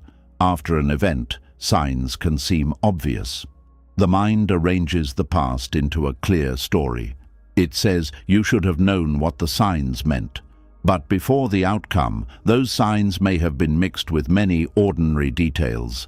You cannot judge your earlier awareness using the complete picture that became visible later. This is especially important after betrayal. You may ask how you failed to notice. You remember moments that now appear suspicious. You criticize yourself for trusting. But trust is not evidence of stupidity. Trust becomes painful when another person misuses it. The shame belongs to the misuse, not to the human ability to believe someone. The lesson is not to stop trusting forever. It is to become more attentive to patterns, boundaries, and the relationship between words and actions. Do not turn an unanswered betrayal into a permanent argument against your own heart. If you decide that trusting was the mistake, you may protect yourself from betrayal by also protecting yourself from closeness. The person who hurt you then continues shaping relationships they never entered. The wound becomes lifelong, not because the original person remains, but because their behavior becomes the rule you use for everyone else. One person's dishonesty becomes proof that honesty is impossible. One abandonment becomes proof that everyone leaves. One hidden motive becomes proof that kindness cannot be trusted. The mind believes these conclusions prevent surprise. Instead, they carry the old wound into every new encounter. Buddhist practice encourages direct attention rather than universal conclusions. See this person as this person. See this moment as this moment. Observe the evidence that is actually present. Do not force the future to answer for the past. This does not mean becoming naive. Wisdom remembers without becoming imprisoned by memory. You can recognize a familiar warning sign and still remain open to the fact that not every similar detail leads to the same outcome. A delayed reply from one person may have meant avoidance. From another, it may mean a busy day. A disagreement in one relationship may have led to punishment. In a healthier relationship, it may lead to deeper understanding. The past can inform your attention without controlling your interpretation. An unanswered question becomes a prison when it turns into a permanent conclusion. The bars are often made of words such as always, never, everyone, and nothing. I will never understand. I can never trust again. Everyone eventually reveals a hidden side. Nothing good lasts. These statements feel powerful because they remove uncertainty. They also remove possibility. The mind would rather close every door than risk another unexpected wound. But closing every door does not heal the injury. It builds a life around avoiding it. Healing means the old wound no longer makes every decision. You may still remember. You may still feel sadness when something reminds you. But the memory is no longer allowed to decide who deserves access, what opportunities you take, or how much joy you permit yourself to feel. This change happens slowly. You do not wake one morning without questions. The goal is not to eliminate every thought. The goal is to stop treating each thought as an order to return. When the question appears, notice it. Why did they do it? Then ask whether anything new can be learned now. If new information is available and useful, consider it. If the question is only repeating itself, recognize the loop. You can say, "This question has visited before. It does not have a new answer today." This prevents the mind from presenting an old circle as fresh work. A thought can feel urgent without being useful. The body may react when the question returns. The chest tightens, the stomach changes, anger rises. This physical response can make the thought seem important. Instead of following it into another hour of analysis, attend to the body. The wound may need regulation more than explanation. Slow the breath. Feel the support beneath you. Notice what is visible in the room. Allow the body to receive the message that the original event is not occurring now. The memory is present. The event is not. This difference matters. When the nervous system reacts to an old wound, the mind may search for an explanation because explanation feels like action. But the immediate need may be to return to safety. You do not have to solve the past while the body is in alarm. Calm first, reflect later. This practice allows you to respond with greater clarity. You may discover that the question becomes less urgent once the body settles. What seemed like an intellectual problem was partly an emotional wave. Waves do not need answers. They need space to rise and fall. Some questions continue because they are connected to the need for validation. You want another person to confirm that your pain was real. Perhaps people around you minimized what happened.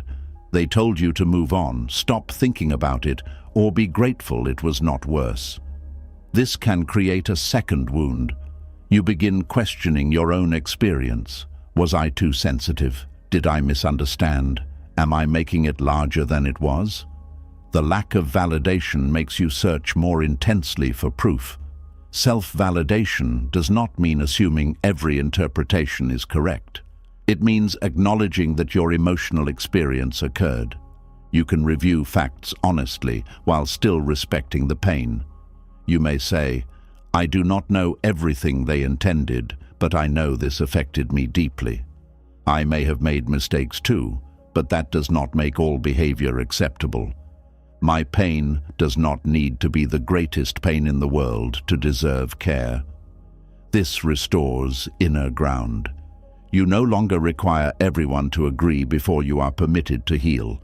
There may be people who never understand your experience because understanding it would force them to examine their own role. Others may lack the emotional range to hold what you tell them. Some may compare your pain to their own and become dismissive. Their inability to validate you is not proof that your experience was false. Choose carefully where you seek understanding.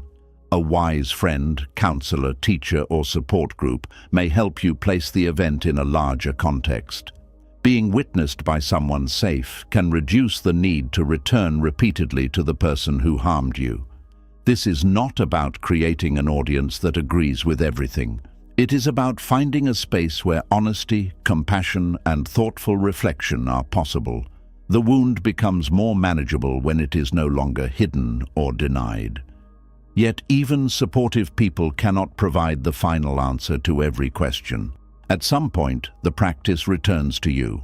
Can you live without knowing exactly what was inside another person? Can you accept that a relationship contained both real moments and serious harm? Can you allow the story to remain complex? The ego prefers simple categories. If someone hurt you, it may decide they never cared. If some moments were loving, it may decide the harm should be forgiven without examination. Reality can contain contradiction. A person may have cared and still lacked the maturity to treat you well. A relationship may have contained genuine joy and unhealthy patterns. Someone may regret hurting you and still be unwilling to change. Recognizing complexity can reduce the pressure to find one final explanation. The answer may not be that everything was true or everything was false. Different truths may exist together. This is difficult because mixed truth does not produce the clean ending the ego wants. It asks you to hold love and disappointment, gratitude and anger, memory and boundary. Buddhist wisdom calls this the capacity to remain with reality without forcing it into a simpler shape. You can appreciate what was good without returning to what was harmful. You can honor the love without denying the wound. You can miss the person and still know that distance is necessary. You can forgive part of the story while remaining uncertain about another part.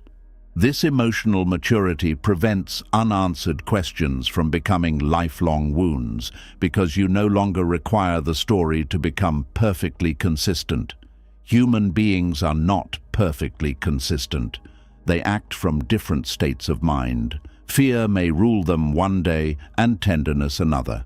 This does not remove responsibility. It explains why one simple answer may never capture the whole person. Sometimes the question that keeps you trapped is not about another person. It is about yourself. You may ask why you remained, why you did not speak, why you returned, or why you accepted something that now seems unacceptable. The answer may involve loneliness, hope, fear, financial need, lack of experience, family conditioning, or emotional attachment. But even after understanding these influences, you may continue punishing yourself. Self-punishment can become an attempt to prove that you have learned. You believe that if you remain angry with yourself, you will never repeat the mistake. But shame does not always make you wiser. It can make you secretive, fearful, and disconnected from your own needs. A better lesson is specific. I ignored repeated behavior because I focused on promises. I stayed silent because I feared losing the relationship. I accepted too much because I confused patience with love. Specific insight gives you something to practice. Shame only says, "Something is wrong with me." An unanswered question about your past self does not need a perfect psychological explanation. You need enough compassion to understand the conditions and enough responsibility to choose differently. You can tell your past self, "I see why you were afraid. I also see what that fear cost us. We will not choose the same way now." This is both gentle and firm. It turns memory into guidance rather than punishment. You may never know why you tolerated something for as long as you did. Human behavior can be complex, but you can know the signs you will take seriously now. You can know what boundary you will set. You can know when you will ask for help. You can know what values you refuse to betray again. The future does not need a complete explanation of the past. It needs the wisdom you were able to gather. There is also the question of meaning. After a deep loss, people often ask what the suffering was meant to teach them. This search can be helpful when meaning grows naturally, but forcing meaning can become another burden. You may not be ready to call the experience a lesson. You may never believe it was necessary. You may not discover a reason that makes it feel worthwhile. Acceptance does not require you to turn every wound into a gift. Sometimes, the meaning is not found inside the event. It is created through how you live afterward. The betrayal itself may contain no hidden blessing, but your response can lead to stronger boundaries. The loss may remain tragic, but your tenderness toward others can deepen. The injustice may remain wrong, but you may choose to prevent similar harm where you can. Meaning can be an action rather than an explanation. This returns you to life. Instead of asking endlessly, "Why did this happen?" you begin asking, "What will I do with the life that remains?" This question does not make the suffering acceptable. It prevents the suffering from becoming the only force shaping your future.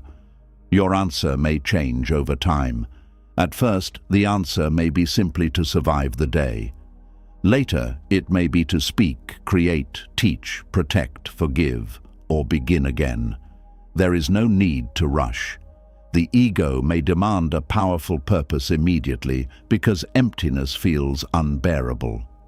Buddhist patience allows meaning to emerge through lived experience. You do not have to know today what the wound will mean in 10 years. You only need to stop feeding the belief that your life cannot continue until meaning appears. Ordinary living is allowed. You can cook, work, laugh, rest and care for others while some questions remain. You do not betray the past by experiencing a peaceful day.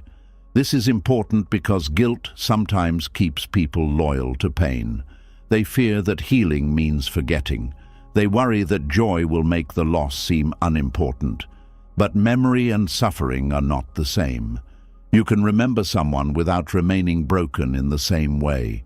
You can honor what happened without carrying its heaviest form forever. A wound healing does not mean the event no longer mattered. It means the body and mind were allowed to continue living. Think of how the body responds to injury.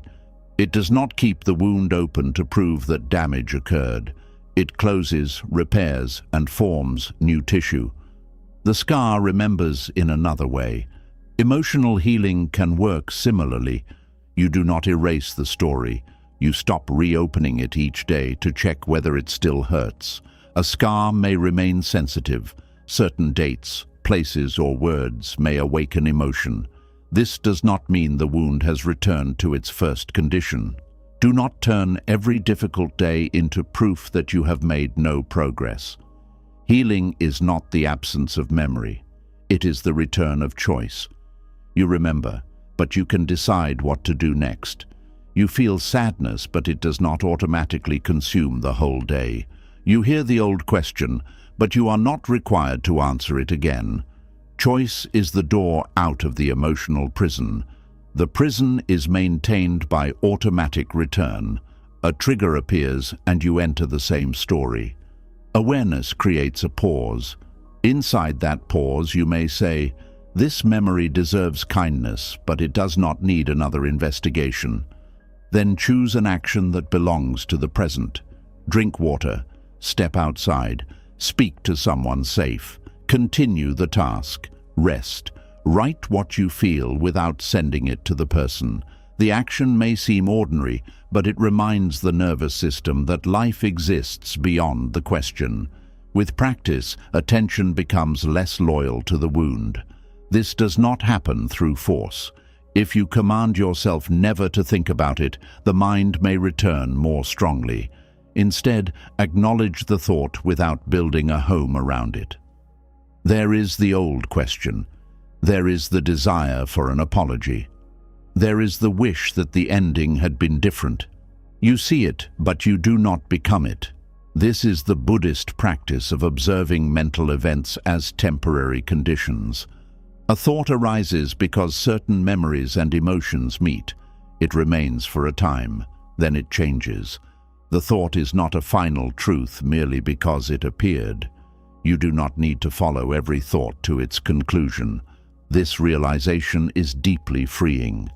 The mind may continue producing questions, but your peace no longer depends on silencing the mind completely. It depends on not handing each question control over your attention. Over time, the unanswered question becomes smaller. It may not disappear, but it loses its position at the center of your life. Other experiences begin to grow around it.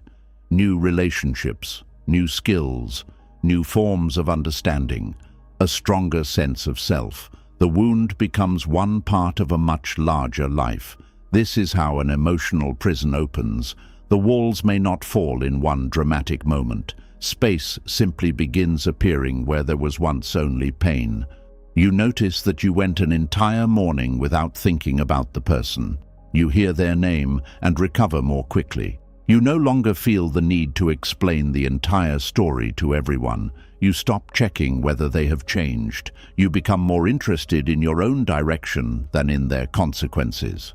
These are signs that the unanswered question is no longer governing you. The ego may try to pull you back by saying that you are becoming careless or cold. It may ask whether you are letting them escape.